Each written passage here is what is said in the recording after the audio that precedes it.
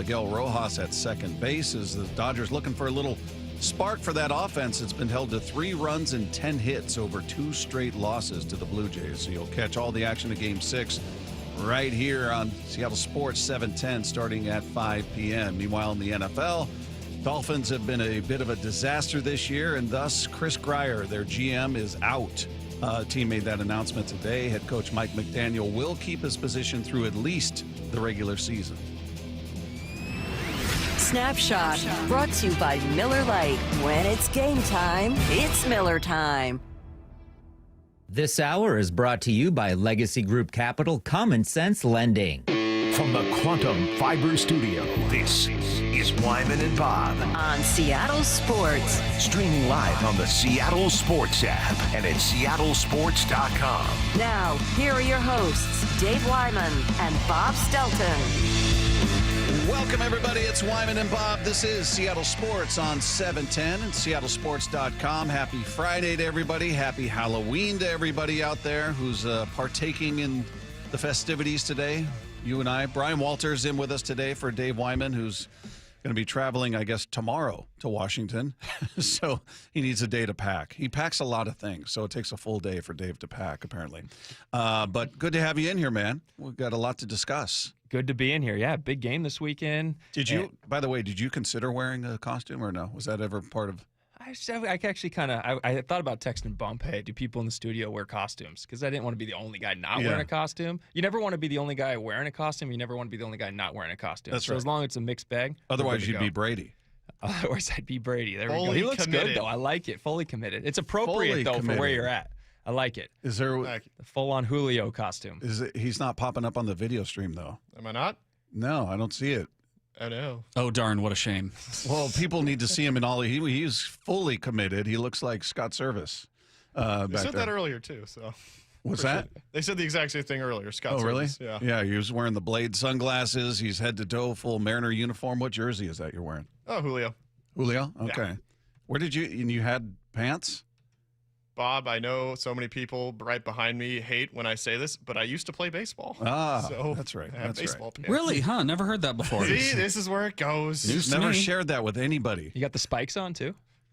I wouldn't do that. I mean, I wish I could tear up the hallway later, sure, but no. That's why he looks like Service. He's not wearing spikes. He's wearing tennis shoes. So, yeah, he's fully committed. Matt, I thought would wear a costume. He is not wearing a costume. So, are you? I do actually have my Starfleet badge on today. So I'm an you undercover are. Starfleet officer. Okay.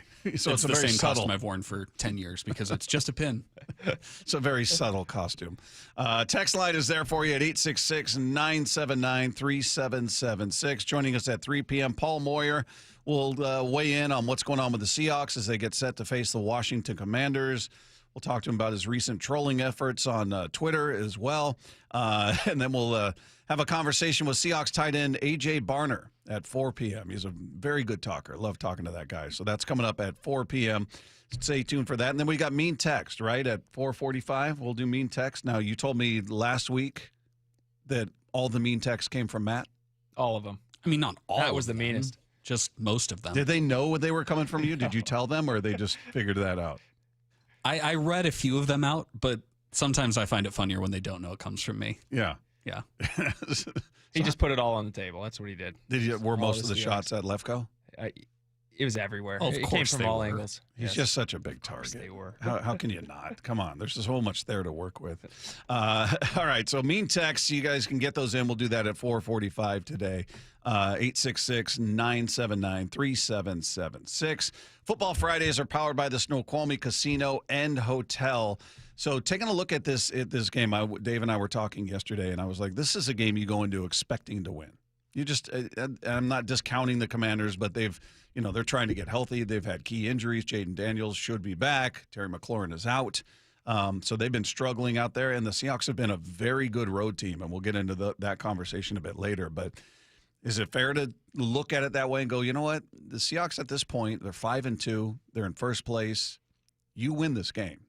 Certainly they can lose. Anybody could. We saw the Jets win this past weekend, so anybody can win. But this is one you go in expecting, like, yeah, this you walk away with a W. I think the Seahawks have earned that status, I guess, where almost every game they go into, you're going to expect them to at least put up a fight and be in it and have a chance to win it. This is one of them. And But here's the thing. Here's the thing about this game. This is a scary game because the Commanders are kind of a dog, kind of backed into a corner right now. They have to win. They're 3-5, and they've had this little 3-game stretch they're on is absurd. They just played the Chiefs. Now you have the Seahawks. And I believe you go to the Lions, if I'm not mistaken. Let me double check that. Why speculate? Why speculate when we can check that? And then you go to the Lions. So you have 3 games that you lose, which they're already 0-1 in this 3-game stretch. You lose the next 2, you lose to Seattle, you lose to the Lions, you're 3-7.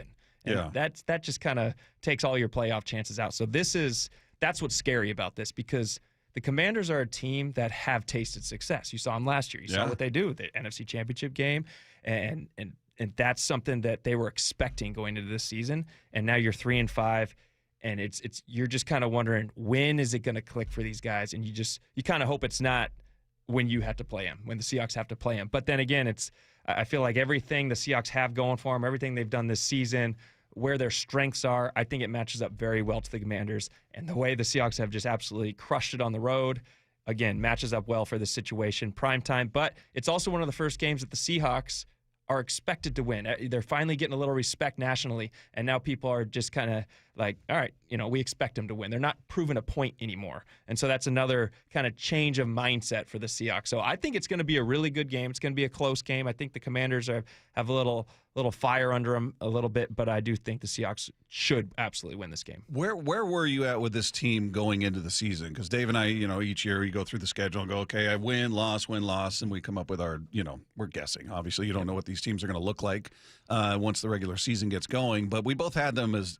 double-digit winning team and a playoff team. But the national perspective was way down. It was even worse last year. I think the average was like 6.5 wins. I think people predicted this year was 7.5. Like, just no faith in this team whatsoever. And we were like, "What are we drinking the Kool-Aid, or what are we seeing that they're not, or what are they seeing that we're not?" What was your expectation of the team before the season started? Well, just to start with it, I had to say, is this team better than last year's team that won 10 games? And absolutely they are. And going into the season, I thought they would be a lot better than last year's team. Even with all my uncertainty came with the offense, because everything was new coordinator, new quarterback, new receivers. Yeah, there was so much change, but you knew the defense, the way they ended last year, would, I thought, hit the ground running, which they have for the most part outside of injuries. Yes, I knew the defense was going to be fine, and that's one of the main things. But offensively, I didn't see all this loss as a negative thing, especially when it goes to the offensive line. I think that's where I look at it, and I think everyone's like, where are they going to make these changes to the offensive line?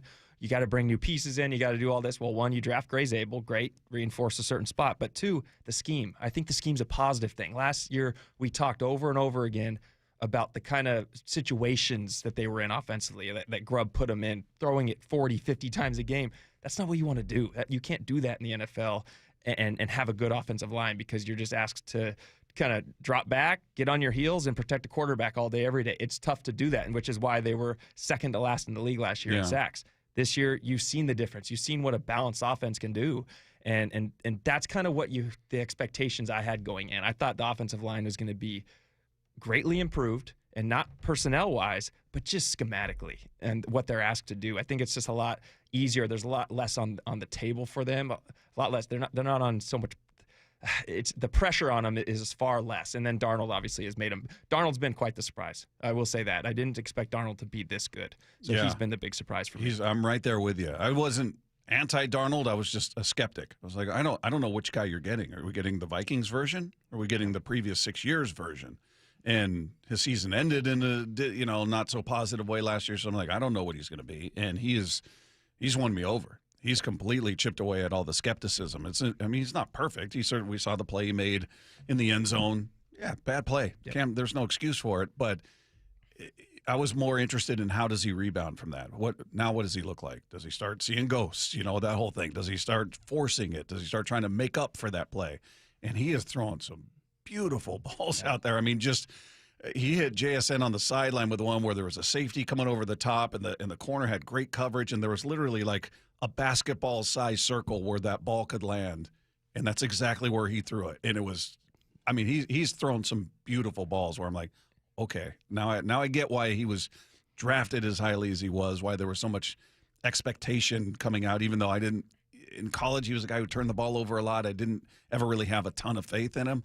And he's proven me wrong, at least with what he did last year and certainly this year. And I'd be the first to admit that I was on the bandwagon to bring Geno back. I really was. I was like, there too. I think we need Geno back for this team. I mean, what he has done. Well, they tried. That was Geno's choice. And now it's almost like, I didn't say that. What are you talking about? I didn't say I wanted him back. I wanted Darnold the whole what do you time. mean? Yeah. And now yes, you just talked about it, and the type, not just the reads that Sam Darnold makes, but the absolutely executing these reads and the type of throws he makes and where he puts these. There's so many times that you look at some of these passes he's made to JSN, there's a couple to Elijah Arroyo, there's a couple over the middle to Cooper Kupp that stand out immediately. There's one that absolutely stands out, and it's to Jake Bobo, just throughout the first half of the season, where you look at that and you say, I wouldn't move that ball a foot up. I wouldn't move that ball a foot down. I wouldn't move that ball a foot left. I wouldn't move that ball a foot right. That was in the absolute perfect location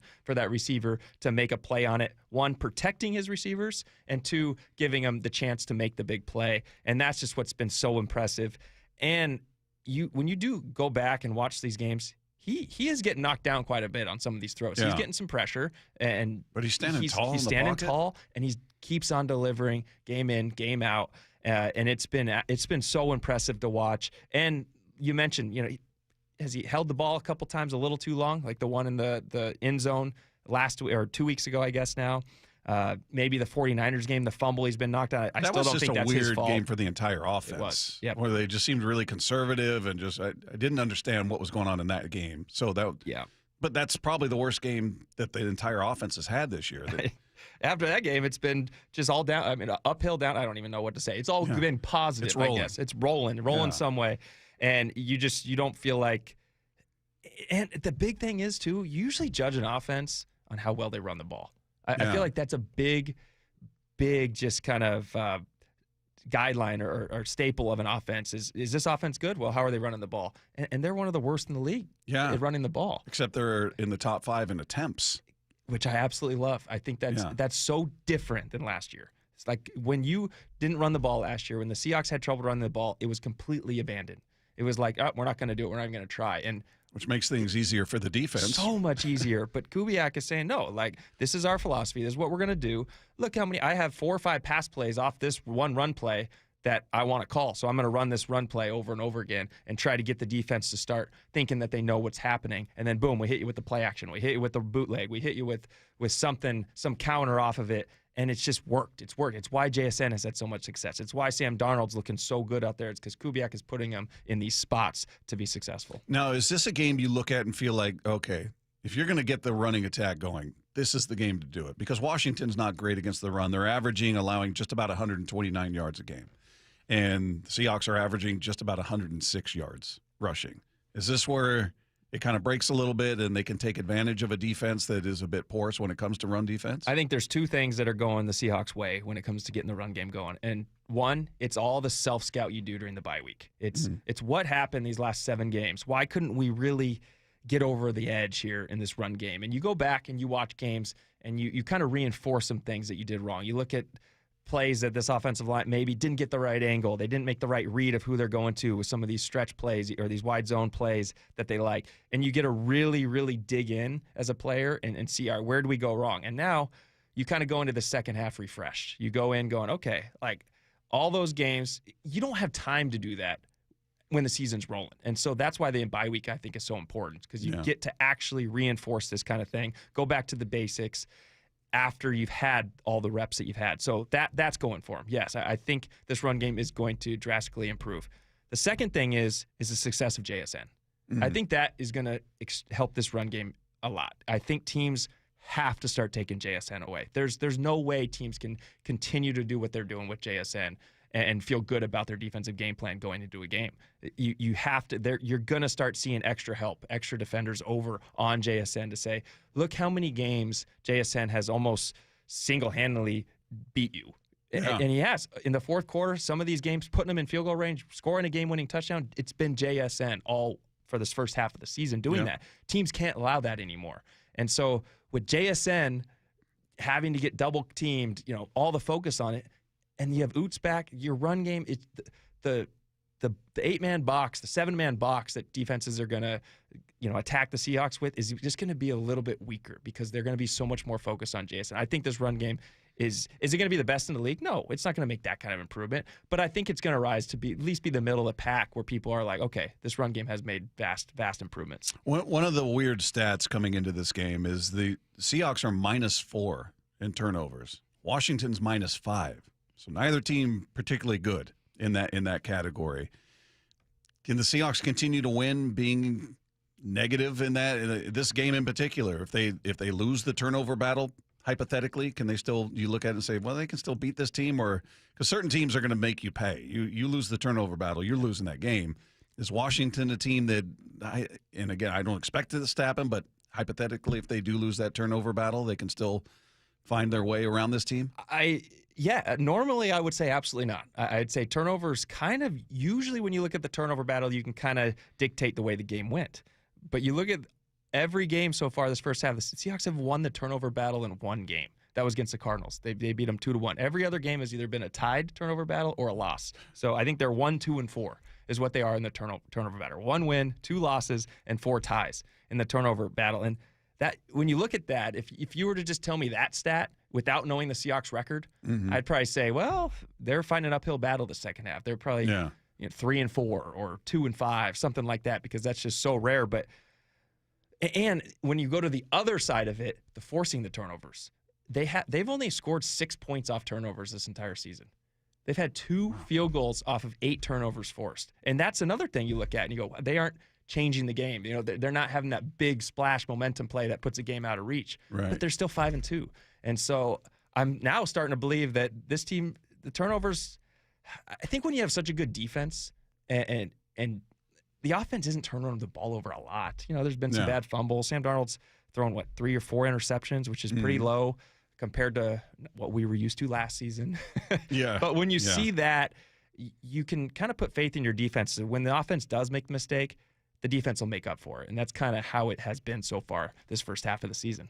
As we mentioned, Jaden Daniels will be back in this game. Dan Quinn, former defensive coordinator for this team, talking about that. Jaden will be back, and we're all pumped for that. He's just got a unique way about him, elevates the others as we're going through things. It's hard to defend, with 2 plays that could take place, gets outside, running and passing. So we're really pumped to have him here. Is he the biggest concern when you talk about facing this Washington team and, okay, you got to account for this guy or account for they do this or that or the other? Is he the biggest concern on this team? Absolutely. Yeah. Without Terry McLaurin, he's out. Yep. He's out, and obviously he would be concerned, but we all know Jaden Daniels has made a name for himself.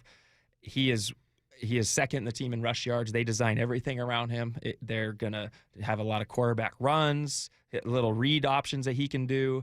And he is everything, and they've missed him a little bit this season. I don't think he's been fully healthy. And now you go into this game and you wonder, how healthy is he really? Or are they just kind of, like I talked about, backed into a corner? They need something. They can't lose one of these next 2 games. They have to win one of them. So, but he's it. Stop this team. Make him have to hurt you with his arm. Not that he can't. He can. He's got a good arm. He completed almost 70% of his passes as a rookie. But which is incredible. I mean, he was He was spectacular last year. Now it's just about staying healthy. But yeah, it's going to be the toughest task, I believe, that they faced all season as far as a quarterback that can, 2-way quarterback, I guess, throwing and running. Kyler Murray is probably the next one but I feel like Kyler Murray's more of a scrambler. He's not a guy that's designed runs for. Right. But he's more just drop back, boom, take off around the edge and use the speed around the edge. Jaden Daniels is more Lamar Jackson style, I would say, where there's design runs for him. They're gonna just put the ball in his hands as much as they can. So that's the biggest challenge. They have yet to face someone like that. All right, we're gonna talk more about this game, the keys to victory. Right now, let's take 2. Cooper Kupp and Jaron Reed are questionable for Sunday. Jake Bobo, Eric Saubert, Christian Haynes, Julian Love, and Derek Young are out. Wow. All right. Jaron Reed would be the biggest loss between those two, and that's not a shot at Cooper Kupp. He just hasn't. He's had some moments, but he hasn't been this huge, impactful player yet. Maybe he'll still be that. Jaron Reed has been huge for this team. This defensive line may be the best in the league. I mean, they're number 1 against the run. They're the best run defense in the league, and Jaron Reed is a huge part of that. Julian Love, I hate that he's out. I think you look at their numbers as far as pass defense and yards allowed. They're not great in that particular category. And I attribute that to him and Witherspoon being out as much as they have. But when you see that list of names, who stands out to you? Well, to me, who stands out is a Cooper Kupp, is a Jake Bobo, guys that weren't on the injury report before the bye week. Yeah. So it's kind of like, you can't catch a break, I guess. You finally feel like you're getting a lot of guys healthy, ready to go with Devin Witherspoon back and Derek Hall back. And then you have a couple more guys like Cooper. I think Cooper Kupp will be a very, very important piece of the second half of the season. And because of what I mentioned with JSN and how teams are going to start taking away, it's going to be Cooper Kupp getting a lot of opportunities. So that's a little bit worrisome to me, seeing Cooper Kupp being on the injury report. But I think you nailed it with Jaron Reed, though. I mean, that defensive line, the depth that they have, I think that's some of one of the most important parts is to this defensive line is the depth and how they can just kind of keep rotating. There's no weakness in it and keep them fresh for the entire game. And that's why they've been able to dominate. But yeah, can't wait to get Julian Love back there. I hope we don't see an IR stint for him. Yeah. Game 6 of the World Series is tonight. The Blue Jays currently lead the series 3-2. Yeah, you can catch it all starting at 5 p.m. First pitch right here, Seattle Sports on 710. Have you been watching the series at all, or are you just there are baseball fans like me. I'm going to watch because I love baseball, and then there are others that are like, Mariners are gone. I don't care. I'm not paying any attention to it. Where are you at? I'm at so let's just say this. I have in our little living room area, I have a picture TV that kind of looks like a picture. Okay. So the fiance doesn't, it's at least a little bit decorative. Okay. And I have the main TV. When the Mariners were in the playoffs, the main TV, volume cranked up, Mariners on, hey, don't talk to me, game's on. Yeah. Now with the World Series, it's like we got something on the main TV, picture TV has the World Series. It's like a side thing. Watching because it is a little bitter. You're kind of like, man, I wish this was the Mariners. Now, the important question that we've been debating for days is, who do you root for? Dave is of the belief that you root for the team that beat you because it somehow makes you look better. I guess I understand it, but I always ask, look better to who? Yeah. Nobody's ever talking about who did the Blue Jays beat to get to the World Series. Nobody's talking about that. Nobody cares. Yeah. And there's no way on God's green earth I'm rooting for a team that has George Springer, the cheater, on there. I'm pro Dodger, and I love Mookie Betts, who's having a terrible series, by the way. But it's an easy answer for me. I'm rooting for the Dodgers. I'm not rooting for the team that beat the Mariners because somehow it makes them look better. Where are you at? I'm with you on that. I'm totally rooting for the Dodgers. I like their players better. I like Shohei Ohtani. He's so fun to watch. I mean, just a generational talent. And to me, I go back. My counter to people rooting, this team makes you look better because you lost to him. There's no way when we won the Super Bowl that I'd be rooting for the 49ers if they won this, if they went to the Super Bowl. I wouldn't care. It doesn't make us look any better. No one's going, okay, if 49ers won the Super Bowl, now the Seahawks are the second best team. No one's saying that. No. And no one's going to be saying that about the World Series. Well, if the Blue Jays win, maybe the Mariners are the second best team, then the Dodgers. No one says that. So, no, I'm all Dodgers. Yeah, you're the second pro athlete that's been on my side with that. Okay. I had a texter yesterday or the day before saying, well, you can tell Bob's never been a pro athlete because you always root for the team that beat you and makes you the loss look better. And I'm like, well, we had Mark Schlereth, who's a pretty prominent former pro athlete, who agreed 100% there's no way he's rooting for the team that beat him.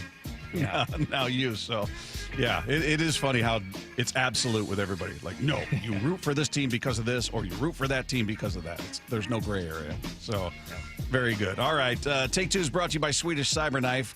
Treat prostate cancer with Swedish Cyberknife. Swedish.org/cyberknife prostate. Time to make our predictions for the Seahawks matchup against the Commanders.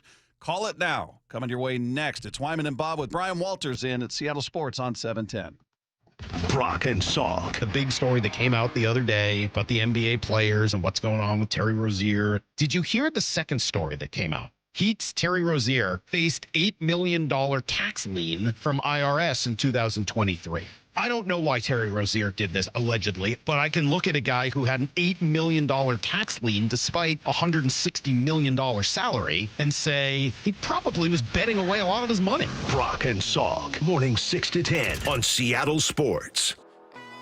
Guys, tired all the time, gaining weight, low drive? These aren't just signs of aging. They could be low testosterone or other underlying issues. Right now, Revive Men's Health Washington is making it easier to get answers with a comprehensive wellness panel. It's not just a lab test, it's where better performance begins. Our providers will check your testosterone, blood sugar, cholesterol, kidney, liver, thyroid, and heart health. A $400 value for just $99, or free if you start treatment. over 120,000 men have trusted Revive to restore their energy, mood, and confidence. So if you're ready to feel better and live stronger, call 206-529-1111. That's 206-529-1111. Or visit ReviveMen'sHealth.com. Offer ends November 30th. Must medically qualify. Terms apply. Contact us for full offer details. Running a business means wearing multiple hats. So if you're like me, you probably started out using your personal phone, taking client calls and texts nonstop. As my business grew, I needed something smarter. That's when I switched to Quo, the #1 business phone system. Quo works right on your phone or computer. No carrying 2 phones, no clunky landline, just one easy app you can try for free. Your team can share one number and handle calls and texts together like a shared inbox. Any teammate can jump into the conversation, so customers get faster responses. And Quo's AI agent can be set up in minutes to answer calls and questions 24/7, so you never miss a customer, lead, or opportunity. All this starts at just $15 a month. That's basically 2 coffees. Find out why 90,000 businesses trust Quo. No missed calls, no missed customers. Try Quo for free at quo.com/sports. That's quo.com/sports to try Quo free. QUO.com/SPORTS. Makita's built for the pros who show up early, who don't do shortcuts, only precise cuts. With tools built to last, job after job, year after year. Performance that pays off. Because when the job calls for the best, you answer. And when you need the best, you call on Makita. Built to be the best. Available at the Home Depot. Let's go! You're still glowing, flirting, grooving. You still got it. But your immune system weakens as you age, making it harder to fight flu, pneumococcal pneumonia, RSV, and COVID-19. Vaccines are a key part of any health routine and help strengthen your immune response. Ask your doctor or pharmacist which vaccines you need. Schedule in minutes at vaxassist.com. Sponsored by Pfizer. Seattle Sports has your chance to win 2 tickets to see Rush live Climate Pledge Arena October 10th, 2026. Head to seattlesports.com/win to enter and see contest rules. That's seattlesports.com/win for your chance to win. If you use carpool or toll lanes along SR 167 without a Good-to-Go account, you'll now receive a bill in the mail. That is a change. A Good-to-Go pass saves $2 on every toll. That is not a change. Learn more at goodtogo167.com. The home of the Seahawks, Seattle Sports. Touchdown! Seahawks! Ken Walker III! Get everything Seahawks at seattlesports.com. Dino was suffering from a rotator cuff tear in his right shoulder. Part of the pain is like taking off my shirt. I couldn't even really button my pants. I could actually qualify for a shoulder replacement if I wanted to go that route. He chose to see Dr. Mark Wagner, MD, at Seattle Sports and Regenerative Medicine for stem cell therapy. I heard the commercials for Dr. Wagner. I did my research. I thought about surgery, but the recovery time was so long, I didn't want to have to be in a sling. I want to be able to retire in a few months, get back to bike riding and playing golf without any pain in my shoulder. Dino knew from experience that stem cell therapy works. Dr. Wagner had already helped him recover from osteoarthritis in his thumb, but he's not done yet. And now 2 years later, I'm having an issue with my left shoulder, so I've got it scheduled, and I'm going to go back to see Dr. Wagner again because it was so successful. Before you choose surgery, consider stem cell therapy with Dr. Mark Wagner, MD, at Seattle Sports and Regenerative Medicine. Schedule your consultation at drmarkwagnermd.com. Here's a tale of Becky. Didn't know what to do with new meds prescribed and no real cost clue. She squinted at prices, that can't be right. Then tapped GoodRx and saw the light. She could get a deal. Book telehealth if she feels. Learn about those meds without any stress. That one little app does all the rest. Even my horse downloaded it. Dang, save time and money on prescriptions. Check GoodRx. GoodRx is not insurance. You're still glowing, flirting, grooving. You still got it. But your immune system weakens as you age, making it harder to fight flu, pneumococcal pneumonia, RSV, and COVID-19. Vaccines are a key part of any health routine and help strengthen your immune response.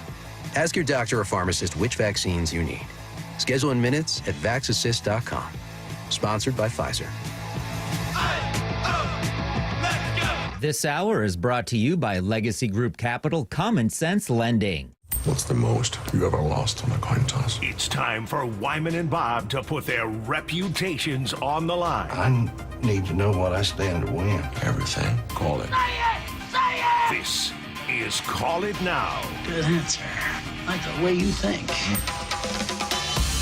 All right, time to make some predictions here, Brian. And usually, I'll say this: you don't have much pressure on you because Dave's not very good at this. So it's not like you're having to live up to anything.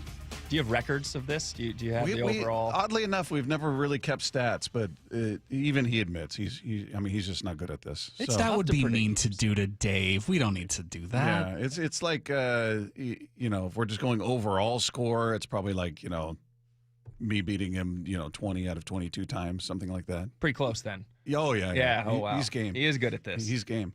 But yeah, so you don't just. All that to say, not a ton of pressure. Yeah, not a ton of pressure. So we just I go through and I look at some of the averages in different categories, and we just pick over under. What are they going to do in this game? We always start with the very obvious question: do the Seahawks win or lose this game? Okay, what's your call? I think they're gonna win this game. Yeah, they're gonna keep their road prowess alive. Primetime game, coming off a bye.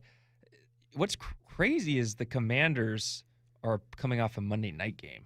Yeah, short week. And facing the Seahawks on a bye, which is it's something I bet the NFL looked at that schedule and was kind of like, oops, how'd we schedule that team? But doesn't hurt my feelings. It doesn't hurt my feelings either. I do think that this will be a win. I think it'll be a tough game. I think it'll be a lot closer than people think. One or two plays toward the end, swing it, but I think they can. They'll get this one done. I'm going with a win as well. The Seahawks are just a good road team, and again, we'll get into that coming up later. But they were 7-1 on the road last year. They're 3-0 on the road this year. So 10 of their last 11. I don't think it ends here. So I'm calling for a win here. And next one, we touched on this a bit in the opening segment. Seahawks are averaging right around 106 yards rushing per game, which puts them toward the bottom. Not great. Now the Commanders are not great against the run. So do the Seahawks go over or under 106.5 yards? Yeah, rushing? You mentioned the Commanders not being good against the run. They are 23rd in the league, averaging 128 or something. They're allowing 28 point whatever. Yeah, 20, but you look at kind of their team. Bobby Wagner's there, Von Miller's there. You have a lot of big names, but a lot of guys that are kind of toward the end of their career. Yeah. I think that this is the big turnaround point for the Seahawks run game. I really do. I'm trying to be very optimistic about it, but I do believe there's going to be something that clicks. And sometimes you just need to play against a team that may not be as good against the run than you've played. The Texans were phenomenal against the run. They have a phenomenal defense. Yeah. That was a tough matchup, but this isn't it. So I'm going to say over 106. I actually would even almost say let's go with the 150 mark. I think they'll hit it. If I'm gonna take it to the next level, let's go 150. You don't have to get that bold. You just have to call over. But he's going way over 106 and a half. I'm going to go over as well. I don't know if they hit 150. That'd be great though. I'd love to see that. But I do think they're going to eclipse their season average against this team. All right. How about passing yards? Seahawks are averaging right around 244. So put the number at 244.5 yards. Over or under passing? Because of my prediction on the run game.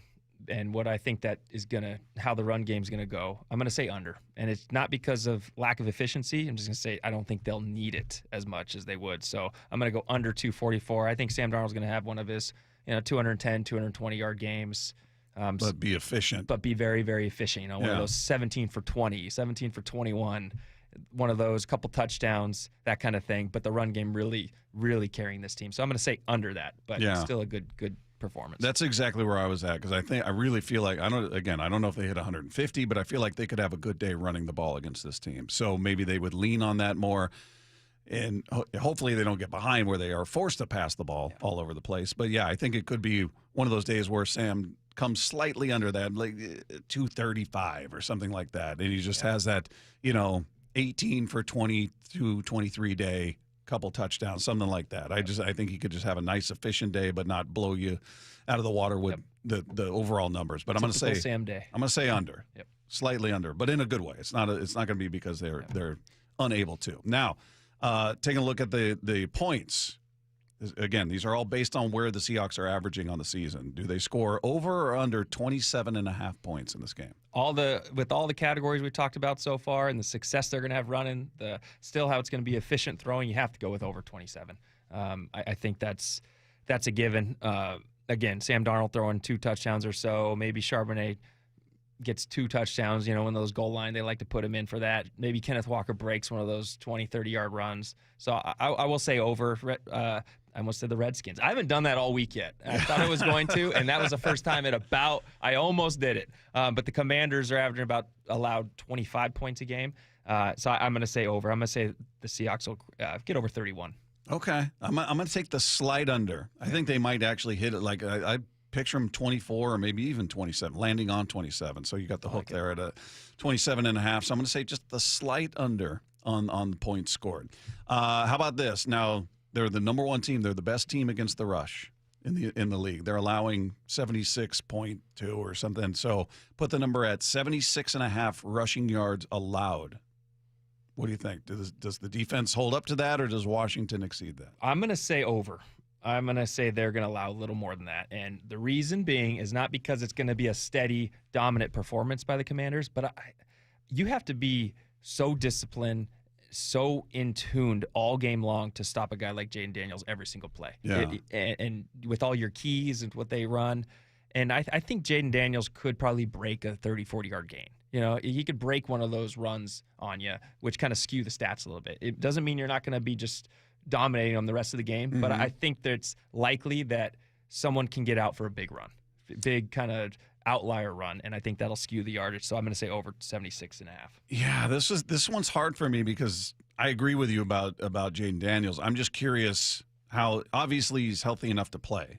Yeah. But is he going to be limited? Are they going to limit his exposure in terms of carrying the ball and worried about, re-aggravating the injury? So I'm wondering how aggressive they'll be with the play calling. Yeah. I'm going to say over, but slightly. Yeah. I know over's over, but yeah, I could see them going, 87 yards or something like that on the day, which would be a tremendous day still. But yeah, I'm going to say they allowed just over the 76.5. All right, how about passing?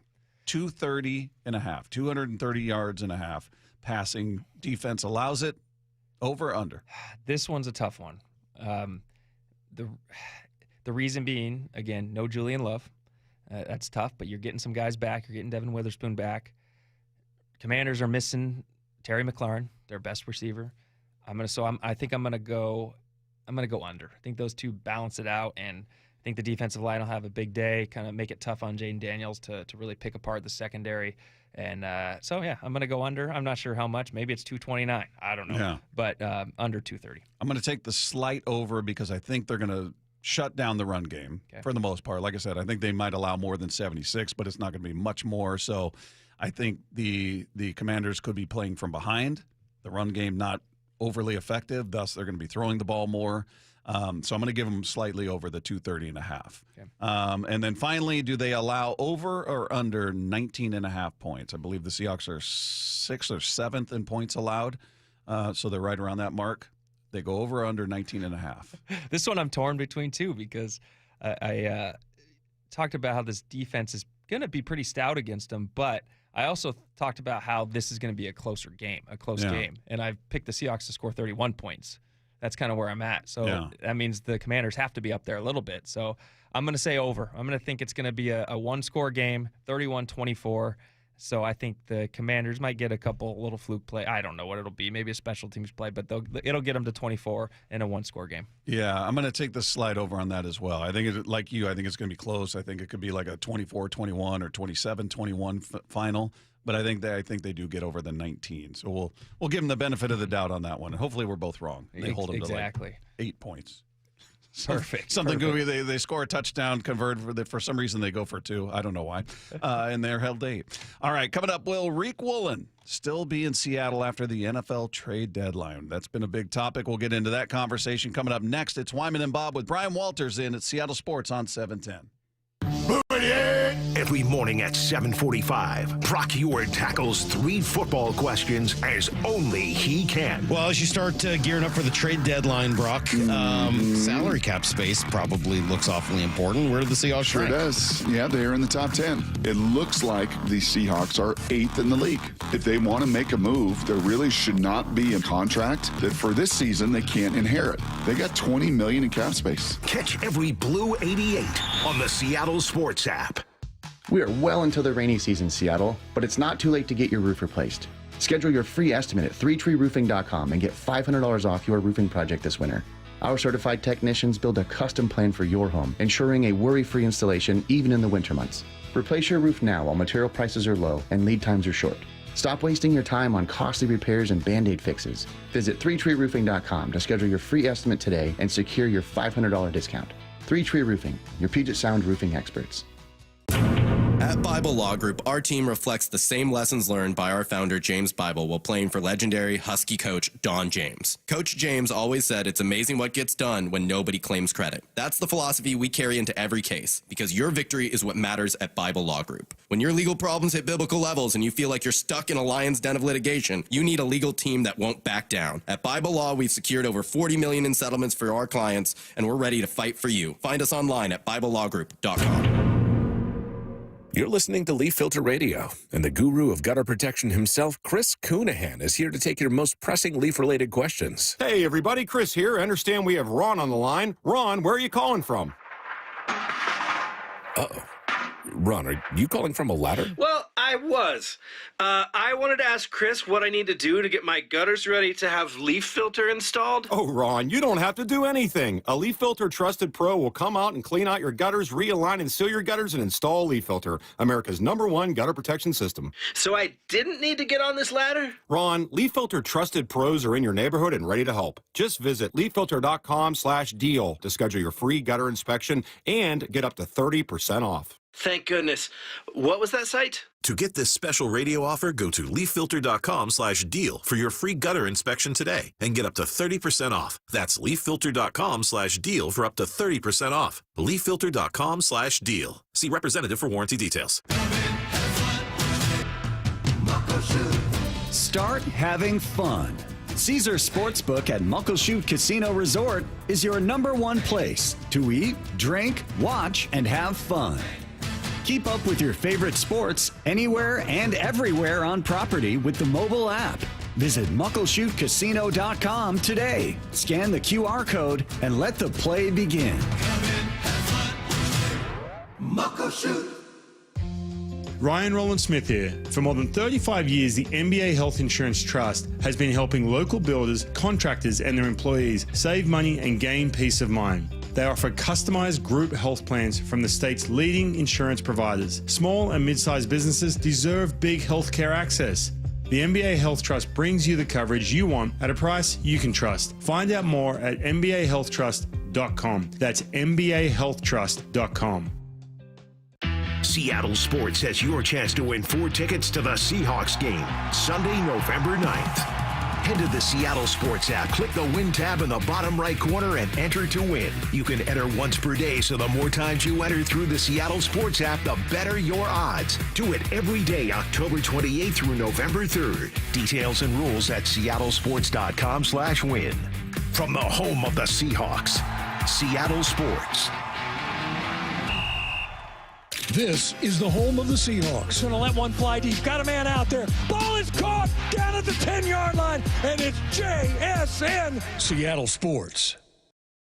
You gave years, maybe decades to your job. You showed up, worked hard, and planned for retirement. But now the company's changed, or maybe you've taken a buyout or been forced into early retirement. So what happens next? I'm Jeff Jr., founder of Trajan Wealth. And if you've built up a 401k or thrift savings plan, now is the time to ask, is that money really working for you? Many workplace retirement plans offer limited options and even less guidance. At Trajan Wealth, we help people just like you roll over their accounts into IRAs with more flexibility and personalized investment strategies built around your goals. For households with $500,000 or more, let us build you a personalized plan. We operate on veteran values, service, trust, and doing what's right. Your next chapter starts now. Call Trajan Wealth, 206-466-3300. That's 206-466-3300. Advisory services offered through Trajan Wealth, LLC, an SEC-registered investment advisor. The LJ way is.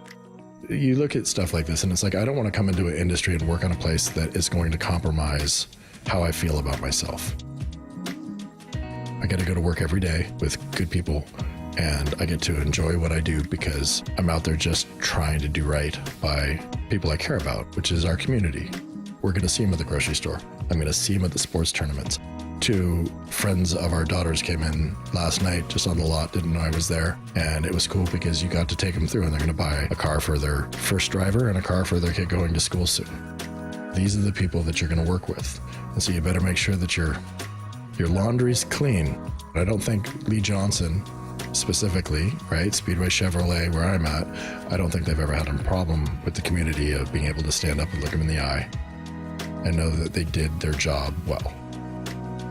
The LJ way is the Lee Johnson Auto family. From the Quantum Fiber Studio, you're listening to Wyman and Bob. Weekdays 2 to 7 on Seattle Sports and 97.3 FM HD2.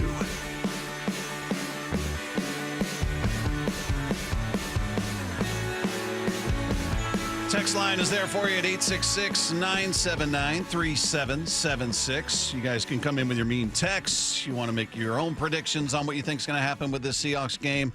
Whatever's on your mind, it's there for you on the text line. Again, mean text coming up at 4:45 today. So, unfortunately, they can't see Brady. I think Brady would be a big target today, but he's not showing up on there he is. I don't have the hat on anymore, but you took the hat off, but you still kept the shades on. You got to show the pants a little bit. There pants, you go. Yeah, there you go. You should have put some stuffing there. Have the protruding belly to look like the true manager. Put some pine tar on the shoulder, like as a batter or something. Some dirt stains would have been nice. Yeah, the manager's always got outside for like 5 minutes. I'll be right back. Manager's always got the tight jersey and the belly's a little. Those buttons are screaming for mercy usually. So that's a good look. But mean text coming up at 4:45 today. Meanwhile, this has been a conversation for a while, and you know, it was out there that the Seahawks were listening to offers for Riq Woolen. Maybe they were interested in moving him, and maybe that's still true. But they've suffered enough injury there that maybe that plan could have changed. And we had Brady Henderson on yesterday from ESPN, and he said those were rooted in truth. Those rumors, that it wasn't just somebody speculating out there, but it could have changed. But what's your feeling about Riq Woolen and his future with his team? It's so weird to see who he was as a rookie, how promising he was. And you're like, wow, we got Richard Sherman Jr. here, 5th round, 1 pick from where Richard Sherman was picked, 1 pick difference, both 5th rounders. And he has this tremendous year, 6 interceptions, Pro Bowler. And then ever since then, it's just kind of gone the other direction with him, where it's just wildly inconsistent. Yeah, it's a really interesting topic regarding Riq, because he's got all the tools. He really does. I mean, even just last week, take the game against the Texans, and I thought he played a very good game. I thought he kind of got back on track a little bit. But you look at one of the long, deep balls that C.J. Stroud threw, and it looked like Riq was beat by about 5 yards. He took about 3 steps, closed the gap, got in the way, and was able to prevent the completion. I'm not going to say he made a good play on the ball or anything, but just how he was able to recover and get back. And that's what you see from him, how fast he is, how his recovery, the way he can close gaps. You saw him chase down and made a tackle early in the season. I forgot what game it was. It was on a big play that they had. I believe it was kind of like a fluke play that maybe it was against the Steelers, and you saw Riq able to chase him down and catch him before he got to the goal line, and then the Steelers never scored after that. They had a little goal line stand, then maybe kicked a field goal or something. But things like that, his speed, the intangibles. But here's the thing about trading him, and this is where it doesn't make sense to me, is you always want to trade when you have a lot of value for a guy, right? And he hasn't been playing up to his potential, and so I don't see a trade happening until maybe he throws – if he goes out Sunday night, lights it up, maybe 2 interceptions, and all of a sudden teams are like, okay, maybe Riq's back. I think then is when you're more likely to trade him. I really do, because then maybe you'll get an extra. Maybe it'll bump you a whole round up. If you're probably going to get a pick for him. That's my guess. You're probably going to get right now he's probably sitting. You might get a 3rd, 5th, 4th round pick for him. Yeah. maybe if he goes out, he has a good game, has a couple interceptions, has one interception, makes a couple plays on the ball, and teams go, okay, there is a lot of potential in this guy. Maybe it bumps up a couple. Then you probably start getting into it a little more. But right now, if you traded him, you'd be trading him at such a low value than what you would normally think he would get. Yeah, he's got more value to you than that fifth-round pick you may get in return for him this year anyway. Yes. Certainly with the injuries, you're kind of in a position where you need him. Yep. We talked to Brady Henderson, as I told you yesterday, and he was talking about the rumors and saying, that speculation wasn't unfounded, but he's kind of talking about what we were just saying, that they're kind of in a position where they need him now. What I can say is that the Riq Woolen trade speculation is not unfounded at all. I think that has very much been in play. I know that that's very much been in play, and it's not something that that has just been talk and not rooted in reality. That's not the case at all. At the same time, I think the reality with them has been that, they have kind of been in this position where they've needed him because, Devin Witherspoon has been in and out. So I do wonder if maybe the Witherspoon injury with, the knee injury that kept him out for, I think it was 5 games, I do wonder if that maybe kept them from being as aggressive in shopping him as they otherwise would have been. What do you think? Yeah, absolutely. Depth is a huge thing. When it all comes down to it, you look at this. I look at, can Riq Woolen help you get to a Super Bowl? Mm-hmm. Is he going to be a guy that you need to perform that can play that key piece this year? The keyword's this year. And it's yes. It's absolutely yes, because the way the the secondary has been beat up, and the way Riq has kind of been consistent, I guess. He's been a constant there. He hasn't been beat up too much. I think he's missed a game, maybe one game earlier in the year, if I can't recall or do recall. I think it was one game, but he's been consistent. He's been a guy you can absolutely rely on, game in and game out, to be there, to be in that spot. So can he help you get to a Super Bowl, which is what your goal is this year? And to me, the answer is yes, because of the depth and the injury struggles that this team has had in the secondary. Yeah, he's played in 6 games this year, so he missed one. You're right. Played in 15 last year. He's just a mystery. He's that guy you look at, and as you said, he's got all of the intangibles. He's got all the physical characteristics. He's got the size and length that Sherman had. He's way faster than Sherman. But it's just where's the disconnect there? To the point where, as you heard Brady saying pretty adamantly, these are not unfounded. This isn't just speculation. This was something that was happening behind the scenes. So I'm wondering if that is a fait accompli, if they just feel like, okay, yeah, we're going to have to keep him for the year because it's a necessity, but the idea of him being here beyond this year, like we're done. The idea of him being re-signed, I don't know, maybe he could turn around, have a miraculous finish to the year for him, and maybe that changes their opinion, but does it feel like that's kind of already been set? It does feel that way a little bit, but you just said it. I think football is such a what have you done for me lately game, and this can change so fast. Yeah. Riq throws together 2-3 games where he's just, being that corner you thought he was, and then everyone's going, okay, let's get him back. We need him back for the future, and that's where this is. So I wouldn't totally give up on Riq being here long term, but at the same time, he's got to start almost putting up, and I hate to say this, but he's got to start putting up the stats.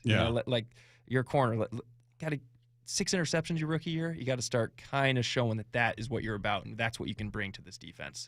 Quickly, one more on this before we hit the break. This is Mike Garafolo on the NFL Insiders talking about Woolen, saying he's likely to remain with the Seahawks rather than be traded. Riq Woolen, the cornerback for the Seattle Seahawks, a guy that we mentioned early this season as a possibility closer to the trade deadline. Everything I'm hearing right now is that he is more likely than not to remain with the Seattle Seahawks. He is a free agent at the end of the season. The Seahawks have not given up hope that he will be in their long-term plans.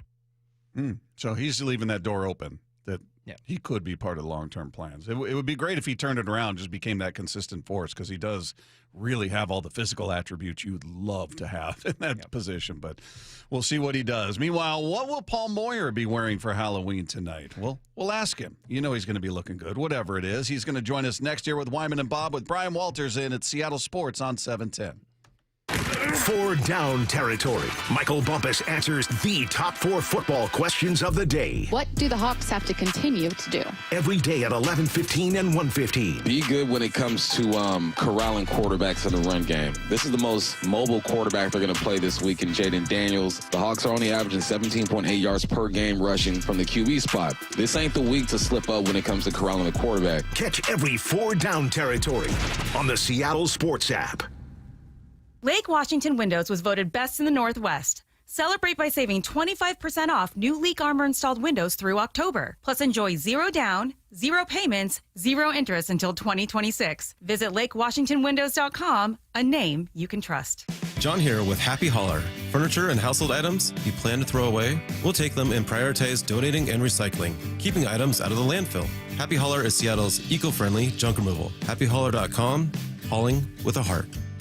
Hey, it's Tim Hunter, former Seattle radio goofball here with 2 words that aren't funny. Prostate cancer. Get your annual checkup. Keep an eye on that PSA number. And if you hear those 2 words like I did, talk to the folks at Swedish Cyberknife. 5 treatments, minimally invasive and technologically advanced over the other options. If you were a friend and I consider you one, I'd highly recommend Swedish Cyberknife. We are so lucky to have them right here in town. Do your research, but definitely visit swedish.org/cyberknife prostate. Dave Whyman here, and we've been fortunate to hear from 2 Swedish Cyberknife patients this year, Andy Ryder and Tim Hunter. Both heard about Cyberknife from our radio ads and completed successful treatment, raving about their experiences. Tim was impressed that treatment only took 5 days. Andy hosted a large international delegation the week after his treatment. If you, a friend, or a family member is diagnosed with prostate cancer, consider treatment with Swedish Cyberknife here in Seattle. Go to swedish.org/cyberknife prostate. The stock market's on fire. AI stocks are performing at all-time levels. We hope you, like many of our investors, have taken advantage of it. A famous man once said, buy low, sell high. There's also $8 trillion of cash sitting on the sidelines. Investors are either scared or they don't know where to go. Hi, I'm Scott Rirucka, CEO of Legacy Group Capital in Bellevue. Legacy Group Capital develops local real estate, lends money, and shares profit with our investors. We've been doing it for 19 years, averaging double-digit returns with 0 investor losses. Diversify with Legacy Group Capital and invest in our family of funds. From a 3-year investment with double-digit returns to only a 90-day commitment returning 7%. We also accept IRAs. Find out why 1,300 local investors have invested over $350 million. Legacy Group Capital at LegacyG.com. This is not investment advice. Investments available to accredited investors only. Details at LegacyG.com. This might be the most surprising statistic I've shared in decades of doing local news. More than 75% of commuters will be involved in a car accident at some point. JP Pendergast of Pendergast Law with more. What makes it more surprising? The average person will be involved in 3 to 4 collisions in their lifetime. With accidents unbelievably prevalent, what are some safety tips if it happens to you? Safety first. Secondary collisions are not uncommon while awaiting help. Turn on those hazards and remain in a safe place.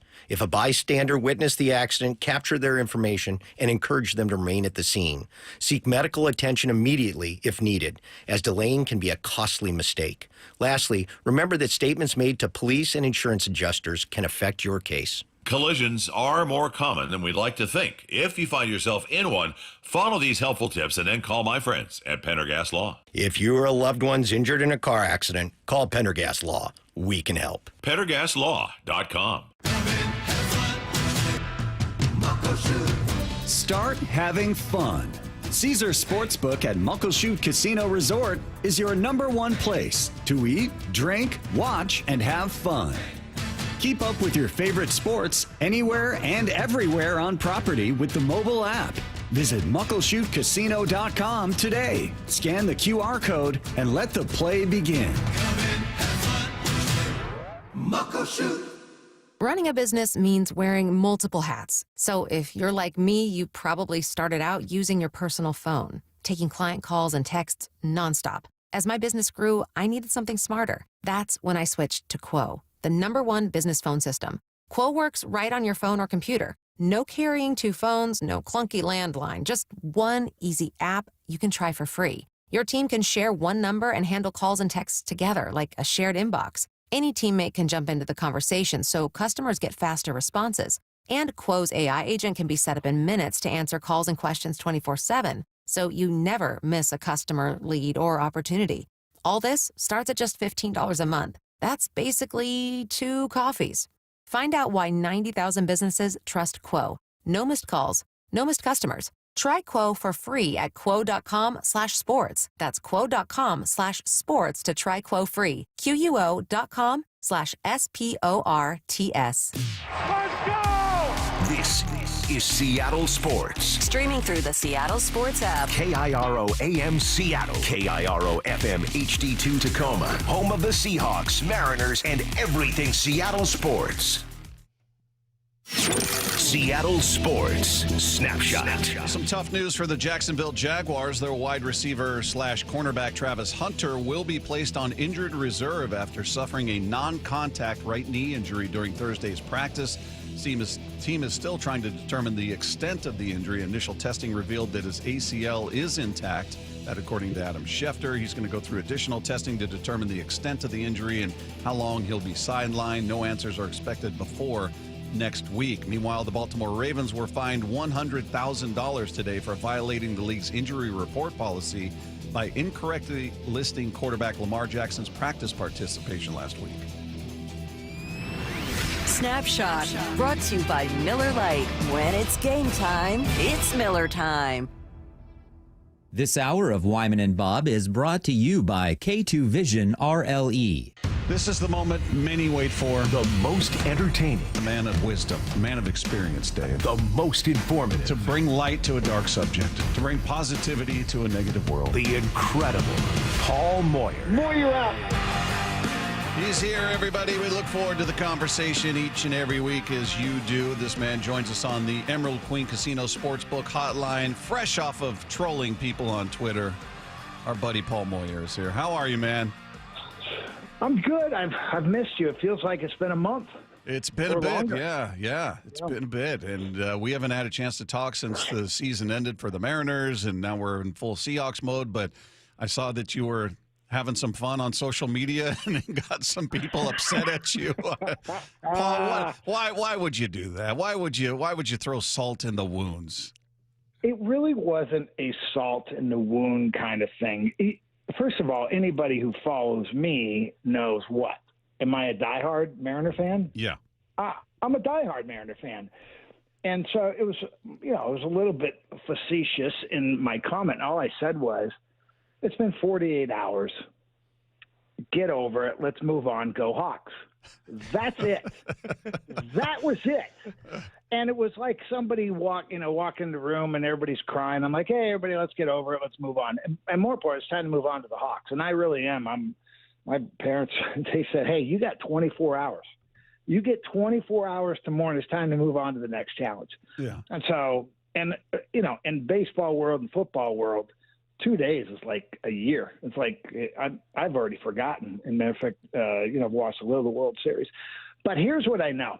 I'm not a professional Twitter or poster or on X.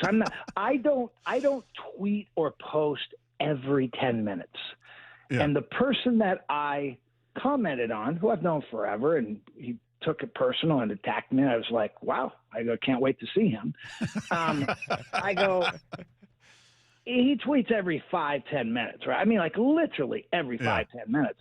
And I'm like, and you commented on that? It's been 48 hours. Let's move on. Go Hawks. And you went after me personally. So yes, I'm looking forward to that conversation. But I'm what kind of response did you think that you were going to get? Did you think nobody? Literally none. I thought maybe like, oh, Paul, I'm still hurting. And I'm like, oh, I don't agree with you. But I had people literally saying, the Seahawks should fire you for that comment. I kid you not. I had one guy came after me and called me, I don't even know how race got into it, but somehow that got into it. Oh, jeez. I had his little minions were in attack mode, and I go, what does this have to do with the Seahawks, first of all? And I was pretty much just joking. We're all in a bit of mourning, but it was a joke. And I've known the guy forever, so for him to come after me personally was a little strange. But it just goes to show you the capacity of people and the emotion. No one would say that to my face. I'm at the Seahawks pregame 3 hours before every game. No one's ever come up to me and said the stuff that they say on Twitter. It's really easy when they don't have to deal with people. You know what, Paul? Paul, do you know I'm here, by the way? This is Brian. Do you know that? I do. You know you got me today? It's the first time in, like, I don't know, that it's been like 5-minute opening, and I haven't heard from P1. Well, you know what's funny is when I picture you in this tweet, I can picture the phone close to your face. You got your nice smirk on. You're ready for it. You're excited about it. That's how I'm picturing you tweeting this thing. I had so much fun with it because I didn't take it. I didn't go after it personal. Like, one guy was, how could you even be on the radio? Blah, blah. I go, they pay me.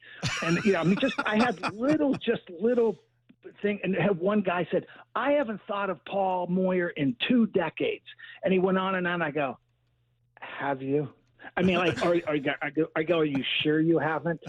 And then he went on again about Paul Moyer, and I go, are you still haven't gotten over me? I mean, it was just kind of fun. I didn't attack anybody personal, and so I finally said, okay, enough of this. I don't have this much time to do this for a day, but it was fun. Well, hey, before we get into the Seahawks, let's put a bow on the Mariners since we didn't have a chance to talk. And Brian and I were just talking during the break about the whole thing and just how people took it and how devastating it was. And, he was equating it to the Seahawks losing to the Falcons that year, the year before they went to the Super Bowl, which, yeah, that one hurt. But the only difference for me was the Seahawks had been to a Super Bowl already. They went in 2005, obviously, with Hasselbeck. But this was something that this organization and the Mariners had never achieved. And there you were with the lead with 8 outs to go, which is still a lot of time in baseball, certainly. But it was just, you could see the light at the end of the tunnel. The carrot was dangling in front of you as a Mariner fan. And I think that's what made it so painful, is that you could smell it. It was right there, and you're about to erase that comment that always follows the Mariners, that they're the only team in pro baseball that has not at least been to the World Series. Look, don't get me wrong, man. That hurt. I mean, it's 162 games. It's a long season. It's playoff. We got a taste of what real playoff baseball is all about, where every pitch, every out matters, right? I think that, though, analogy is, poor metaphor, I guess analogy is pretty good, in that the one when we played Atlanta, I thought the Seahawks at that point were the best team in the NFL. And I think we would have beat the 49ers the following week. So it hurt because you go, oh, man, what could have been? And I feel a little bit about this one, too. I mean, you lose by 1 run in the 7th game, and you've got the lead 3-1, and now you're watching Toronto do what they're doing to the Dodgers. It's what could have been. But I just felt like we didn't lose it. I felt like Toronto won it. I think they were the better team. I don't know if they're the better team. I'd like to have had another series with them, but they were definitely the better hitting team at that time. Oh, yeah. And there's no question. And I didn't love, we can second guess, Dan Wilson all day, which you guys probably did for a full week and then some. My only thing was you throw your best, your very best. And if it doesn't happen, you can live with that. To me, I'm still putting Brash. I'm getting Munoz in early. I'm not pulling out Kirby early. I did not agree with that. I go, he's pitching too well. There's a numbers thing. I go, yeah, but you got to see the eye test to it too. So there's a lot of second guessing to it. But, I was just more disappointed. I think Toronto won that series. They came back. They did everything that they needed to do. I don't think we played bad baseball ever. We just were 8 outs away from going to the World Series. And by watching this one between the Dodgers and Toronto, we would have had a legitimate shot of winning that thing. So Paul, actually, Bob asked me this earlier. I like this question. It's interesting because there's so many different takes on it. But are you rooting for the Blue Jays, because they beat you, it makes you look better? Or are you going Dodgers just because, I don't know, you don't like the Blue Jays? I mean, where do you stand there? Yeah, last week it's a really good question. I think I heard Lefko and Wyman talking about it, and Wyman said, no, you want to pull for the Blue Jays because the team that beat you, that means you maybe be the second best. Psychotic. And I started with that. I actually agreed with that until the very first game of Toronto and the Dodgers. And I said, oh no, I hate Toronto. Toronto's as close to the Astros. You know, their fans. I mean, I don't like their fans. I love Canadians. My son's married to one. Love the Canadians, but I do not like the Blue Jay fans at all. And no, I want the Dodgers to win this thing. Doesn't look like they're going to, but no, I'm okay being the third or tied for second best team in Major League Baseball. Yeah, and nobody talks of that's what Dave and I are on opposite sides. There's no part of me rooting for the Blue Jays, and I don't care that they beat you. And he wanted to root for the Astros after the Astros beat the Mariners. I'm like, you're insane. That nobody's ever talking about, well, you know, the Blue Jays, they had to beat the Mariners to get to this point. Nobody says that. Nobody talks about it. Most people won't even remember who they beat to get to the World Series. So, yeah, I understand his logic. I just don't agree with it. So we're having a heated debate about that, and he's adamant that it makes your loss look better. And I'm like, to who? Yeah, Paul, I brought up the point where, you know, if the 49ers beat us in the NFC Championship, there's no way I'm rooting for the 49ers in the Super Bowl. There's no chance that happens. Yeah. No. That'd be like me rooting Arizona beat Arizona State to go to the Rose Bowl, which, by the way, Curtis Rogers, they've never won a conference championship or ever been and played in the Rose Bowl game, and they never will. But if they happen to actually beat Arizona State and go and win a conference championship, there's no chance I'm rooting for the Wildcats. There's just none. I dislike them so much. So, no. And I flipped on it. I was like, yeah, you know, I kind of get that. We'd be the second best team. No, I do not like Toronto, and I hope they lose tonight. Yeah. All right, let's move on to this Seahawks team. And coming off a bye week, it's, you know, Dave and I before we're talking about, you know, all right, where do you want to see them improve? Because it feels like nitpicking because they're 5-2 and they're in first place. So you're you know, things are going well, but you're looking at, all right, where could things improve? And it seems to all start with the running attack, and they're committed to it, which is interesting. They're top 5 in attempts, but they're way down toward the bottom when you talk about average yards per carry and total yards per game. They're not very effective, but they're committed to it. So what do you see with the run game? What in your opinion, what's the biggest reason they're not more successful? Is it the line? Is it the scheme? Or is it the running backs? Well, wow, that's a great question, actually. I'm partially or mostly on the line. But this is where statistics don't tell the story. This is a perfect example of it. Their running game absolutely sets up their passing game. There's no question about it. You go look at almost every explosive play we had the last game we played was off of play action. And if you go and watch how the linebackers and the backside safeties got sucked into the line because of that, and we worked over the top of it, this is where the commitment to it forces teams to say, okay, if we're going to try and stop the run first. So that's fine. The Seahawks aren't necessarily just going to check out of the run and throw every time. They're going to stay with it, and they're going to stay, and they set it up. And that's the thing I do love about Clint is he does a great job of setting up the run with the play action, and they set it up, and then they set up and whack, they get an explosive play behind it. So yeah, I'd love for us to average 5+ yards per carry. And the big one for me, it's not so much that we're not having success in the run game. We just haven't had a lot of explosive plays from it. I think those will come. They're kind of like turnovers on defense. You go, we're close. It's a new system. You got new offensive line coach. You got new coordinator. We got a bye week. We're close. I really believe our run game is going to continue to get better. But if it doesn't, you're seeing the pass game because of that. It's not the pass game sets up the run. And a lot of times that's what we've seen over the last 5 years. It was, hey, we're going to throw early and then we'll start running. But Seahawks have a plan, and it's worked very well. So I think we'll get better at it. But you're going to say, who is it mostly on? It's the offensive line. But I think we're going to be pretty good run team before this thing's all said and done this year. Hey, Paul, I think bye week's a good time to kind of look back and reflect and kind of see where the team's at. what they've done, and I go back to the rookie class, and you look at some of their draft picks. So what I'd want you to do here is maybe like who's your top graded rookie out of this rookie class so far, this first half of the season, and then who would you expect to have, I'm not going to say improve the most, but maybe the best second half of all the rookies coming up? Is it just for the Seahawks? Yeah, for the Seahawks. Sorry, yes. Oh, I think.